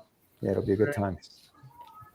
Very nice. It's looking good, man. I'm looking forward to it. Thank you. Appreciate that. All right, so everybody, go sign up. Yeah, give it a follow. Give it a follow. All right. So, you know what? I got a couple hard questions and I got some softballs. So we're gonna go with the softballs. All right. All right. Here it is. Who is your favorite indie cover artist? Right? Because we all work with different artists. I've seen plenty of different artists.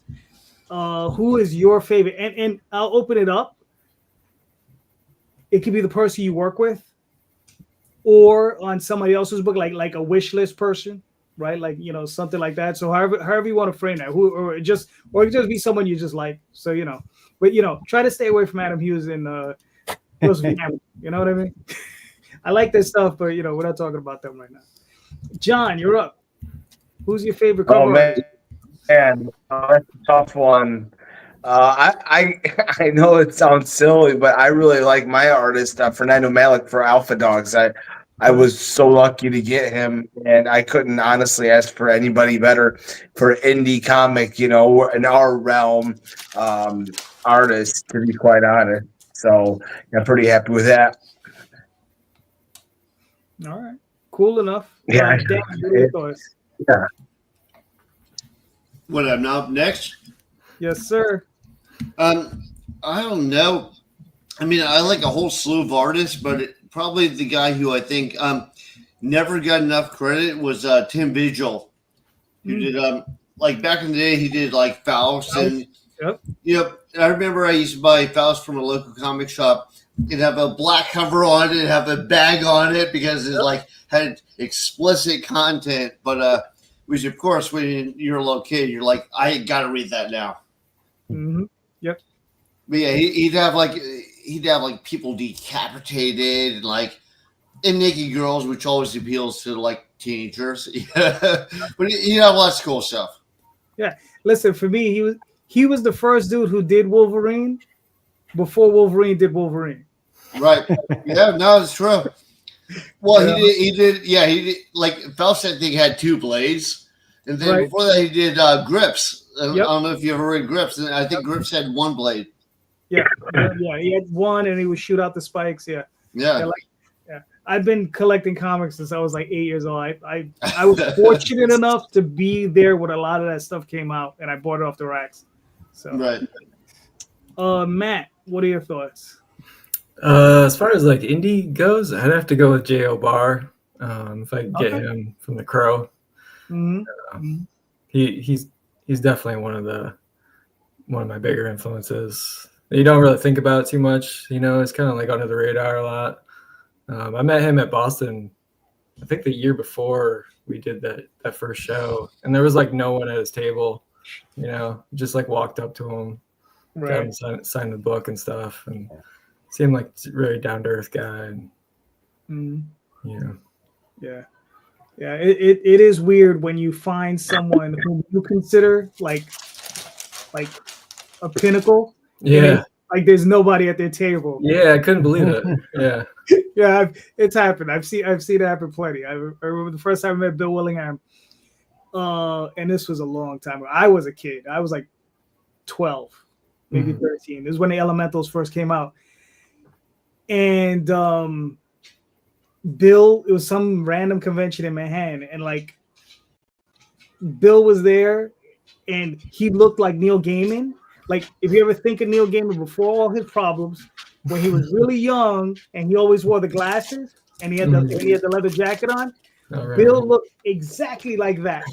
12 years he looked like he remembered the Ramones. I met him like a long time ago at a comic shop. Yeah, he looked like that before Neil ever looked like that. So, yeah, and nobody was at his table. Was that a creation convention at the Penta Hotel? It might have been. It was on 57th, all the way up on the west side. Oh, okay. Okay. Yeah. All right. Yeah, it was all the way up on the west side. All right. Anyway, David, we got way off point. Who's your favorite indie?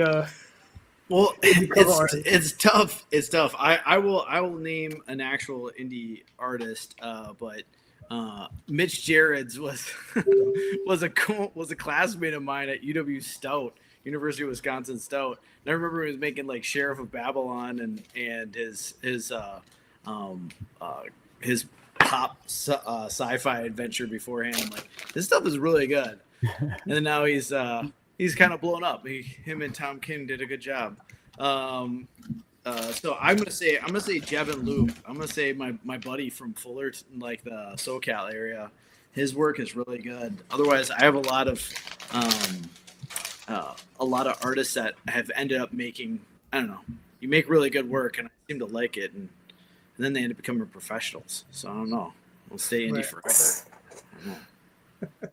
I got you. All right, George, what are your thoughts?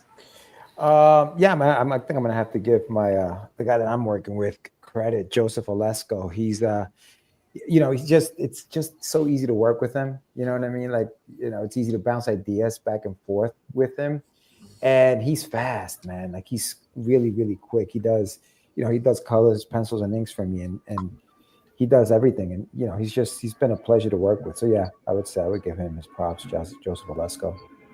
Does he match the rule of 2 out of 3, good, fast, and cheap? He only get 2 out of the 3. No, all 3. It's all 3. All 3. Yeah.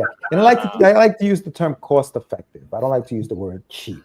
It just makes he's cost effective. It's a deal. It's a deal. Yeah, work isn't cheap because it's high quality. Yeah. So he's budget friendly. But yes, all that. Yeah. Yes, indeed. All right, cool. Mark.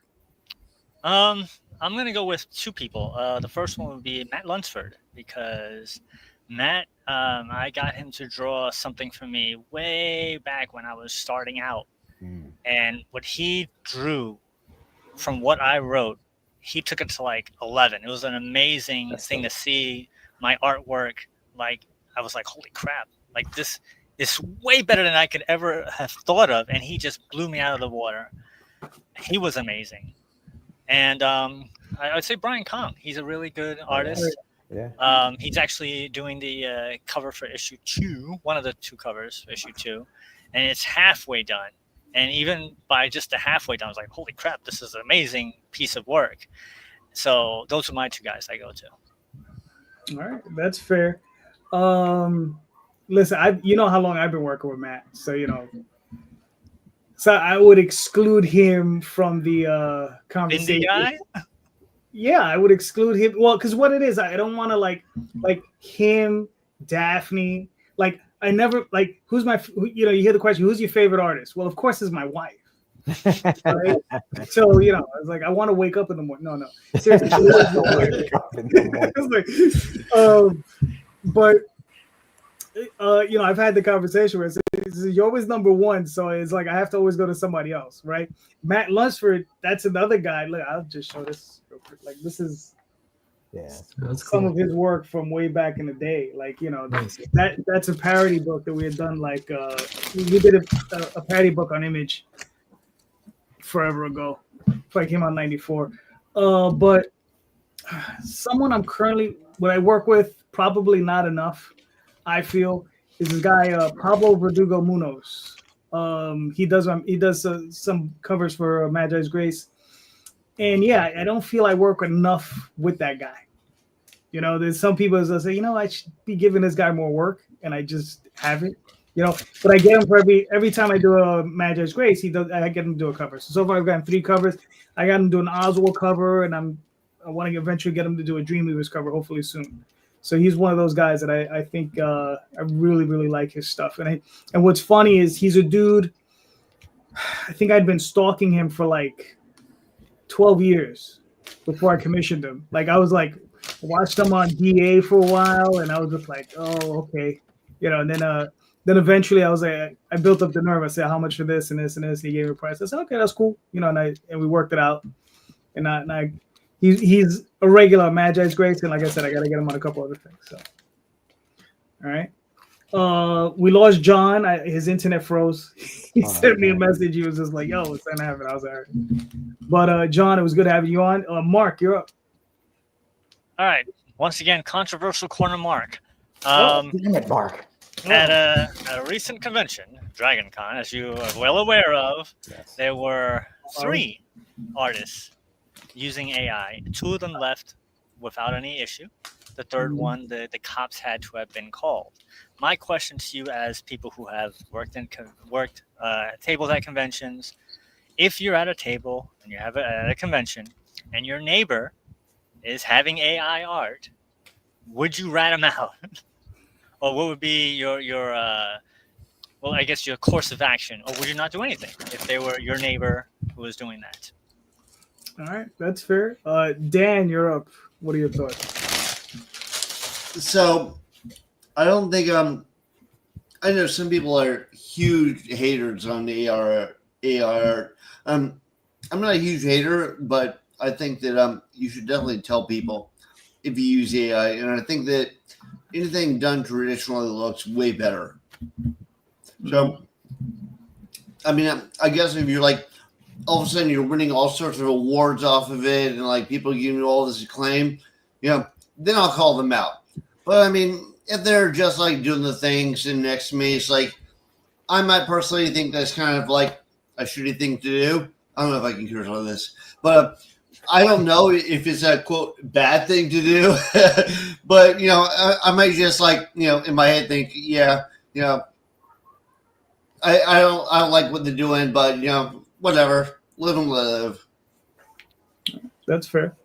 Matt, what are your thoughts? I think for conventions, I think they should have their own separate thing. Like I probably wouldn't rat them out, but I don't think they should be there. I think if you're gonna call yourself an artist, that you owe it to yourself to actually try. My hat's off to the computer, but like even if you're editing that stuff, you didn't make it. So like, people sell that stuff online. Whatever. I was pretty pissed off when I first found out about it a few years ago, but people are going to do what they're going to do. Everybody wants that really quick, easy, everybody sees art and they think that's the process. It's not the product, it's what we go through as writers or artists, creative people. It's how it changes us as well as giving something that people can enjoy. And I think that's lost when you let the computer do the work for you. I don't know if I'd rat them out, but I probably wouldn't be too happy about it. That's fair. David, what are your thoughts? Yeah, I mean, I think I got a similar sentiment to it. Like, it definitely depends on what they were pitching it as.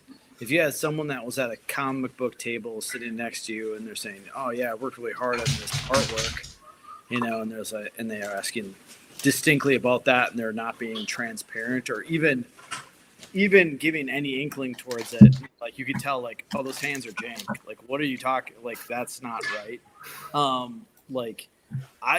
There's people that post AI images, and I'm like, oh, that's that sparked my curiosity, But like everyone feels here, I've got, old master. I like doing time lapse videos of oil paintings and stuff like that, and showing my stuff was.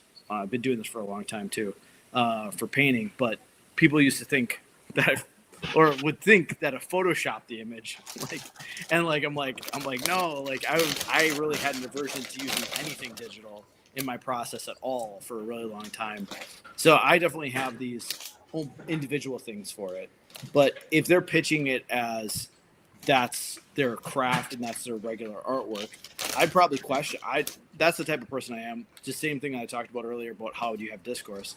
I'd be like, oh, really? You drew that? And then they'd be like, yeah, I drew that. And they're like, oh, that's interesting. I'm like, you might want to work on the hands on here. Like, this looks like there's something messed up there. Are you sure you drew that?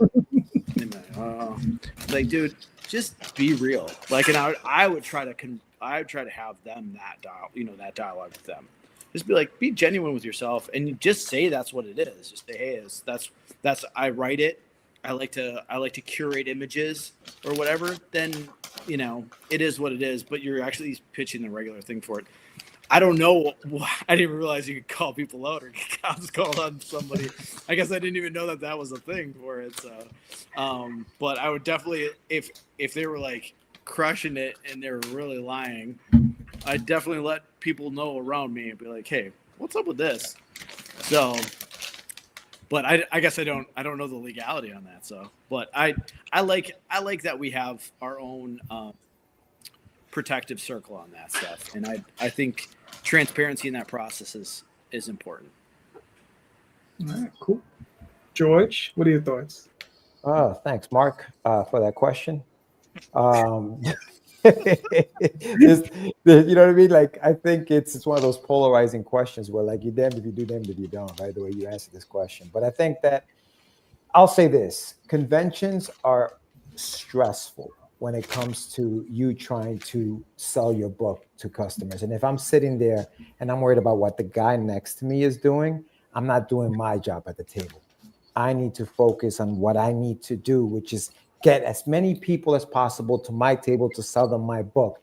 And if I'm sitting there looking to see what that person is doing with their art, then I'm doing a disservice to my product on my table.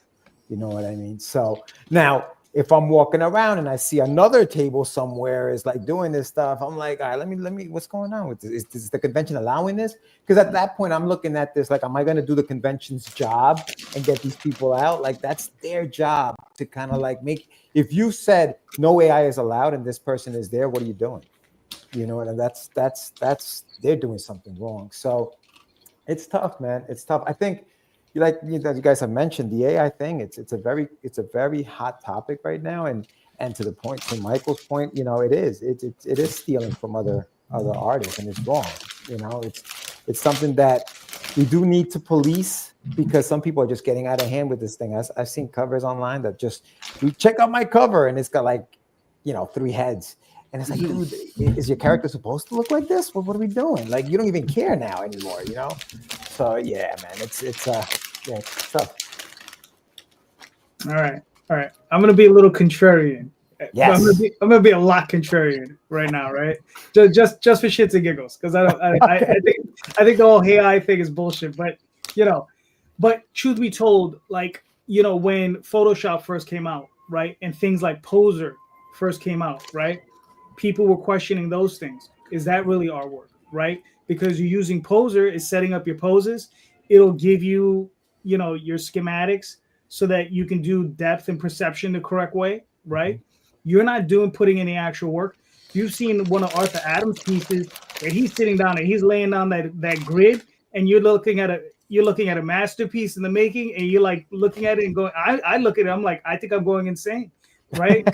Just by seeing all the lines he's drew in it, right? By getting that perspective in, right? So is using Poser cheating? Is using Photoshop to color, right? Because now you've gone from coloring, like you might have a person who might have good color theory in their head, but can never get it down from their head into like basic watercolors or whatever. And now they got Photoshop and they're like drop.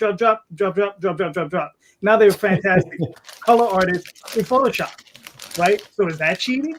Right, and then you have something like I think it's Manga Studio Plus. I know they have a new name for it, right? Where they have all of the I forgot what it's called. Where it has all the background, right? So if you want a school, boom, there's a school for you, right? Here's an apartment building, right? So now you have all of these different things. If you want a desk, it has a desk for you, right? If you want a basic figure, it'll give you a basic figure. Maybe you'll have to change your face on it. Is that cheating? Right? So there are a lot of different levels to this, right? So because there are people who I think through I know the name changed. It used to be Manga Studio Plus, but I know in that program there are people who are just jury rigging an entire comic book just by all of these add-ons that they have. They have various heads, smiles, faces, all this different stuff you could just plug in. Right? Yeah. So are they cheating? Dan, pour those out in your hand, man. Leave them, put them on the desk. Keep crinkling into the mic. Just pour them on your desk. Eat them off the desk. What, by crinkling the bag or just yeah. Sorry. It keeps crinkling. Oh, I put it away. Sorry. No. I don't want to stop the munching. I just. I'm sorry.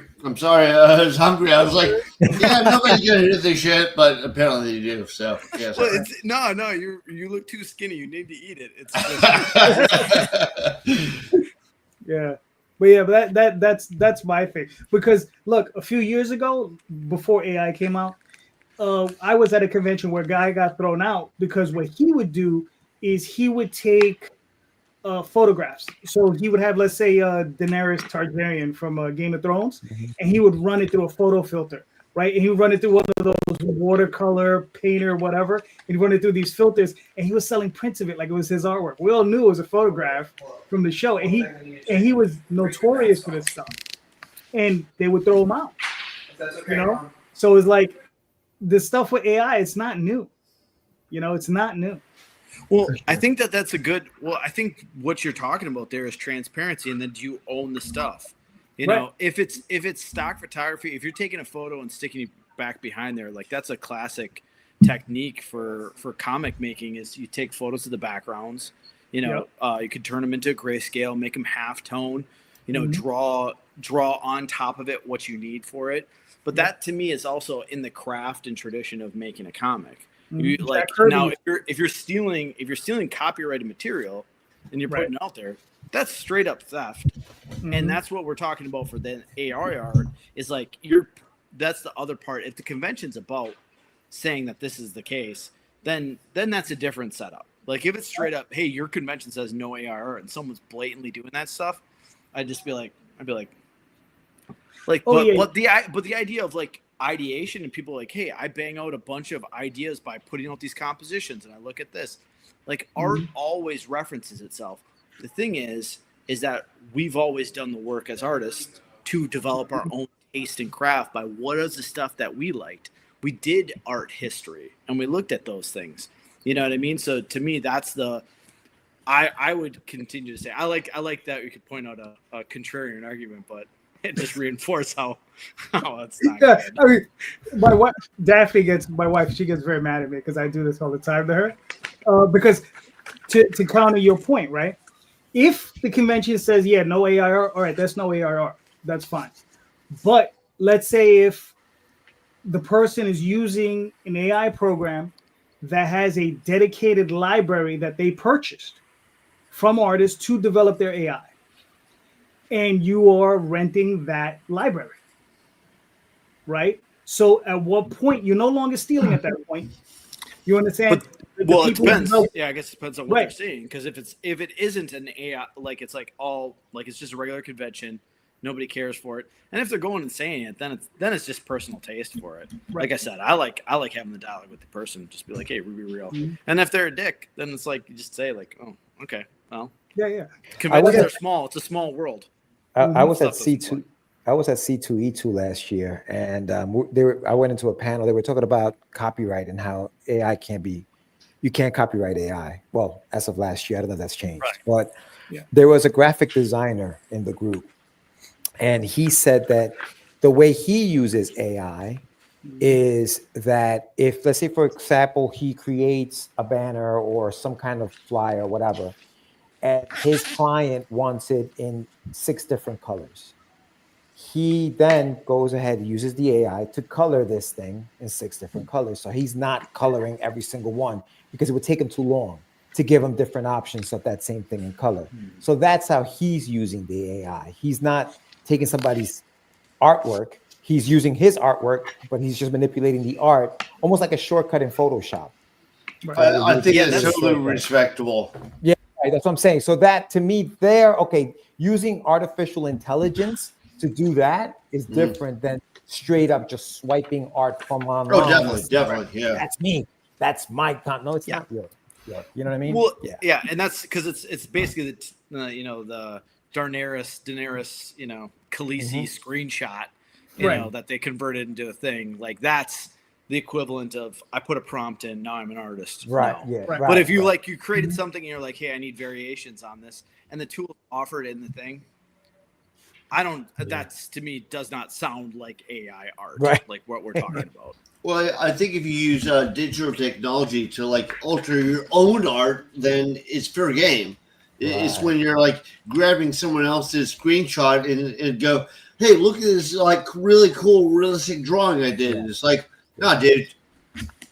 Right. Yeah, exactly. Yeah, I think that's the the big difference for me, anyways. Like it's been debated for centuries what art is, but for me, like the big difference between like using Photoshop or Clip Studio or whatever, and then using a prompt is that like you still have to do some work in Photoshop. I mean, back in the day, I used to try to use those filters. That stuff sucks. it didn't start to look good until I started to learn how to, digitally paint like it's real paint. I'm painting with pixels.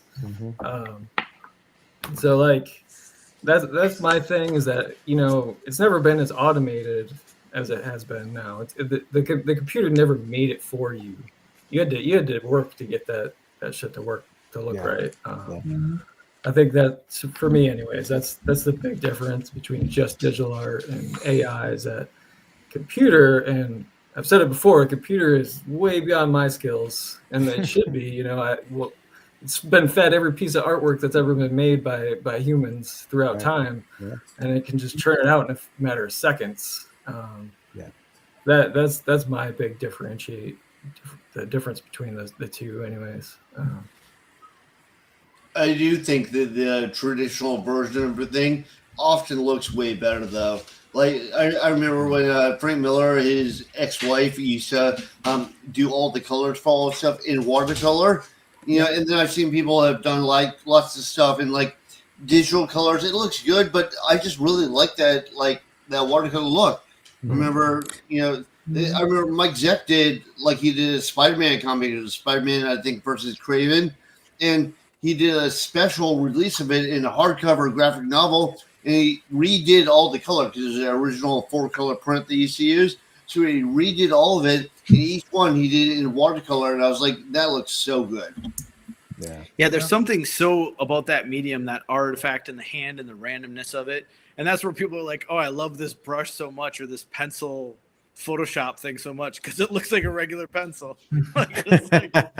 Also, regular pencils look like pencils. But, I mean. Yeah. All right, cool. Mark, would you rat them out? What's the deal? My answer is actually a part of George's and part of David's. It depends if, number one, what does the venue say about AI? Number two, as a New Yorker, you just kind of whoop, and you just whatever, you just do your own thing. But it's also about what the artist is representing themselves as. Whether it's AI, whatever, but I want to go back. If you remember back in the day, I don't remember the guy's last name, but his name was Rob, with something with the G. And he used to go around the conventions, and he had swipes of other people's artwork, like Calvin and Hobbes, Tom McFarlane, all different types that he said was all his. And eventually it got around that all the conventions were like, oh, this guy's stealing. And then he got banned from all the conventions. It took a while. And I saw him. I was like, oh, yeah, all right. And kept it moving. That's what I do. Let them do their job. I got my own stuff to do. But eventually it worked itself out. And so somebody's going to find their way to do it anyways, be disingenuous. And I don't know if you remember, but it all started because, once again, as actually Katie said, the general public doesn't care or doesn't know. Right. Yeah. The consumer's like, whatever, right? So they're like, oh, it looks good. I'm going to buy it, whatever. Fine, great. But an artist who was at the show, whose one work it was like, hey, that's some really cool artwork you got up there. He goes, yeah, I did that and did that. And he's like, oh, that's mine. That's how it all started. He's like, oh. And like, you cannot say that the guy who does Tom McFarlane work is the same guy who does Calvin and Hobbes work. You just can't. There's just like no connection at all. But his stuff, that's what he was saying, that he did it all. And basically, he just ran through. Was there a fight? I don't know if it came to fisticuffs, but he was removed. But yeah, so it's just he like ran through like I'd a filter. Art thief, I'd prove. So that's Thunderdome. That's what my thing. It'll work itself out, either good or bad, and you got to do your own thing, and it all depends on how the person's representing themselves. All right, cool. George, you got a quickie you want to ask real quick? I don't. Not a quick. It's gonna be more than 5 minutes, I think, for each. So you throw one of your softballs in there. All right. Damn it. You make me look. I mean, I can ask it if you want. You want to see how long it goes? Yeah, go ahead, go. So I don't know how many of you guys have ongoing series, But how do you plan to be able to keep it going? Because you know how expensive it gets and how long it takes to do these things. And if you don't, other than how expensive it is and how long it is, why not? Why don't you want to keep it? You know, why don't you want to do ongoing series? All right, Matt, you're up. It's a good question for me specifically, because I always thought Bound was going to be just one book. I think this is the first half. The next half is coming and it's done. And that was always going to just like, that was it. I was just going to do this one book. I had the story in my head. That was going to be it. It was going to be this one self-contained thing. But as we got closer to the end, more and more stuff. You know, Therese has ideas. We've got enough for like 2 more books now. So it just snowballed. You know, I think as long as I'm able to breathe and move my hands, you know, I'll be working on it. Yeah, got it. All right, cool. David, what are your thoughts? Yeah, that's a big one. I mean, like, how do you know when the project's done? From personal experience, I like when a story has the ability to keep going, but has a nice little conclusion on each part. So, like I'd mentioned, my son wants this to be like 100 chapters. Yeah, so right. like 100 issues of a comic. And listen, don't test me. I'll do it. Like we're gonna get there. Like the kicker though is like to what degree? Like I'm folding up and making zines right now.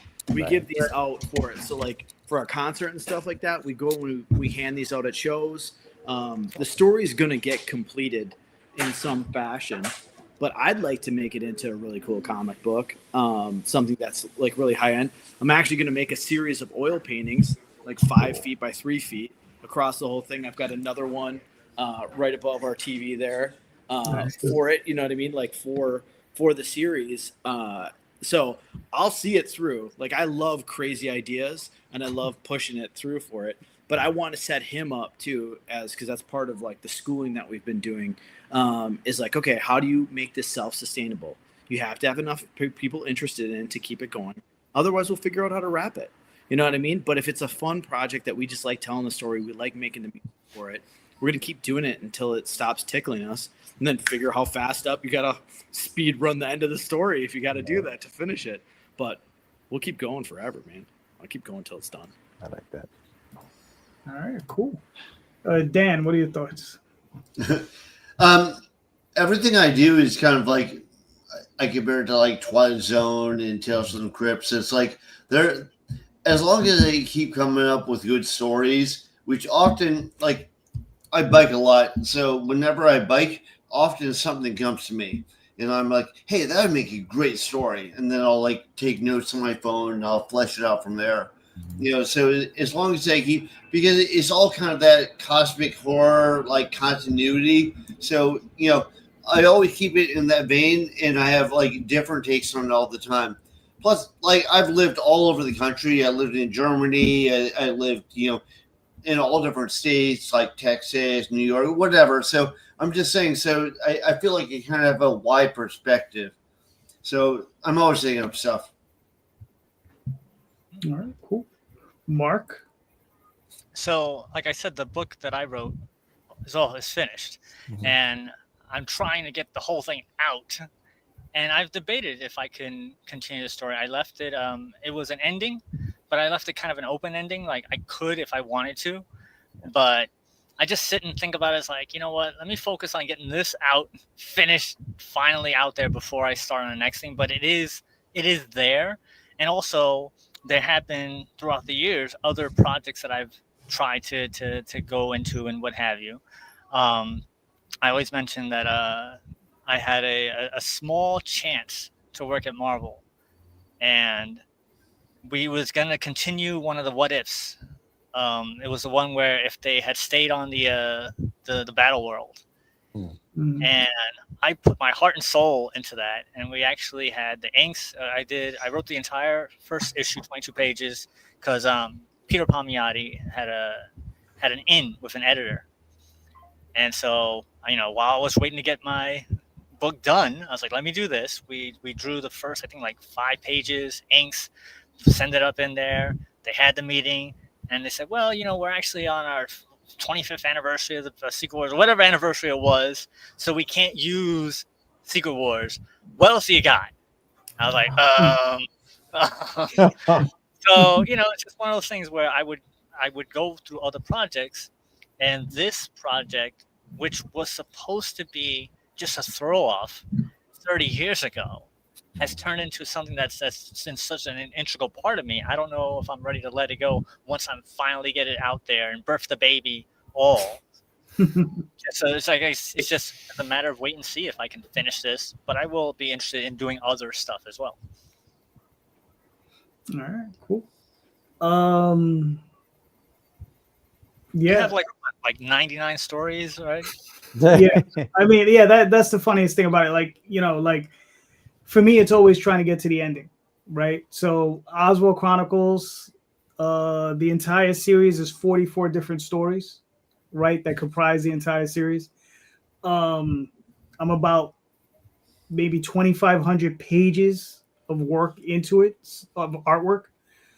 So yeah, man, I'm gonna get there. One by hook or by crook, I'm getting there. And then Tall Tales, Daphne's finishing up the second arc, and then there's a third arc which I have yet to write, and that's gonna probably be 10 to 12 issues, down from the 30 that I originally planned. So that'll eventually get finished. Dreamweavers, I'm currently working on with Matthew.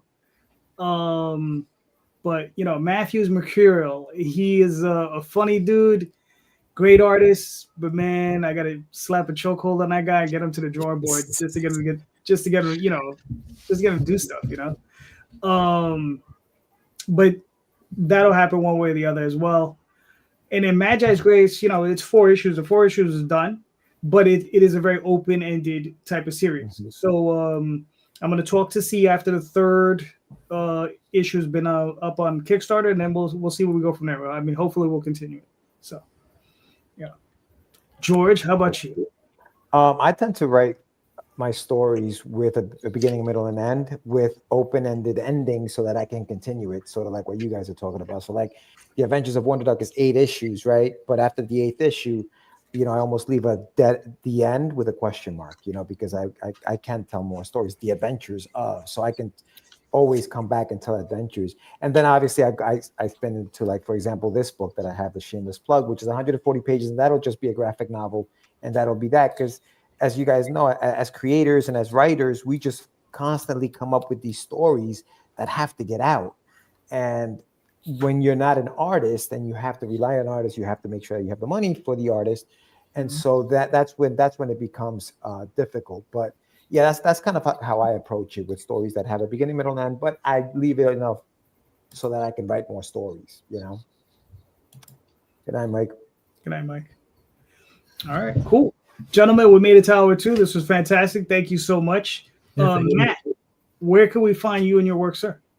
You can find me at hexapus-inc.com or hexapus.inc on Instagram, where I'm most active. All right, cool. David? Yeah, I'm David F. Starr on all of it, because there's there's a NASCAR truck driver named David Starr. Most people know there's a NASCAR truck driver. But he stole that website way from back, so I had to go David F. Starr. David effing Starr for all my stuff. And then my son GustavStarr.com is and Gustav Starr on his socials has the links to all the music and everything we've done for Metalord, along with the comic book and link to the Kickstarter. Star with 2 R's, like Ringo. Nice. Dan, where can they find you and your work, sir? All right, it's really complex. I have a website. It's danhenk.com. DANHENK.com. And then I'm on way too much social media stuff. I kind of feel as an artist, you gotta like pimp yourself out. Yeah. So like, Facebook, Instagram, TikTok, although I don't do those little dances with the tutu.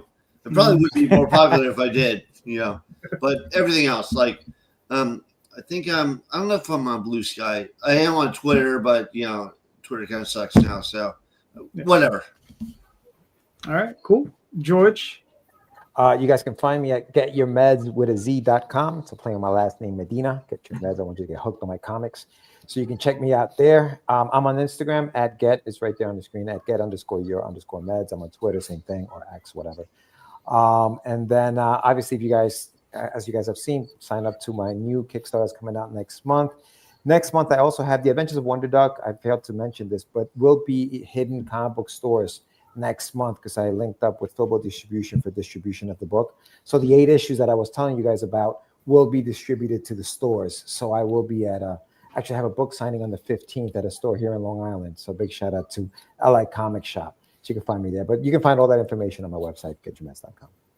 All right, cool. Mark? All right, that's www.itcamefromtheradio.com. You can hear my radio show if you actually live in the New York area, or if you have the live streaming, you can go to WGBB. We're on 95.5 FM, also on simulcast on 1240 AM. That's Long Island's oldest radio station. We're also on 88.1 FM, WARY. But you can find all that stuff right on my It Came From the Radio page, which also links to my book, Designated, as I said, right here. You can get your copy, which is available. The variant cover is sold out, so we only have the regular issues there. And I'm also going to be on Comic Book Club Live on Tuesday, the 23rd at 7 p.m. Eastern Standard Time. And we also have a live show at the East Meadow Public Library, and we're going to have a special guest. Jorge Medina is going to be on this live show, which will be on Wednesday, October 8th. At 7 p.m. Eastern Standard Time. It's a live show. We have tons of stuff to come on down. We'll try to bribe people to come on down. I think George is going to raffle off a comic of his, and we're also going to be giving away tickets to the Extravacon, which is a convention in Long Island, as well as tickets to the Big Apple Con, which we are the official radio show of. We're also available on all the different podcast places, so if you have a podcast that you listen to, just type in It Came From the Radio, and you can hear us on over 45 different podcast places as well. All right, cool. I'm JD Calderon. You can find me on Facebook, Instagram, Twitter, all those different places. You can find me here just about every Sunday night, sometimes with Mark, sometimes with George, sometimes with Jay, sometimes with Tom. There's a whole bunch of people, all kinds of different creators. So, come on, join us.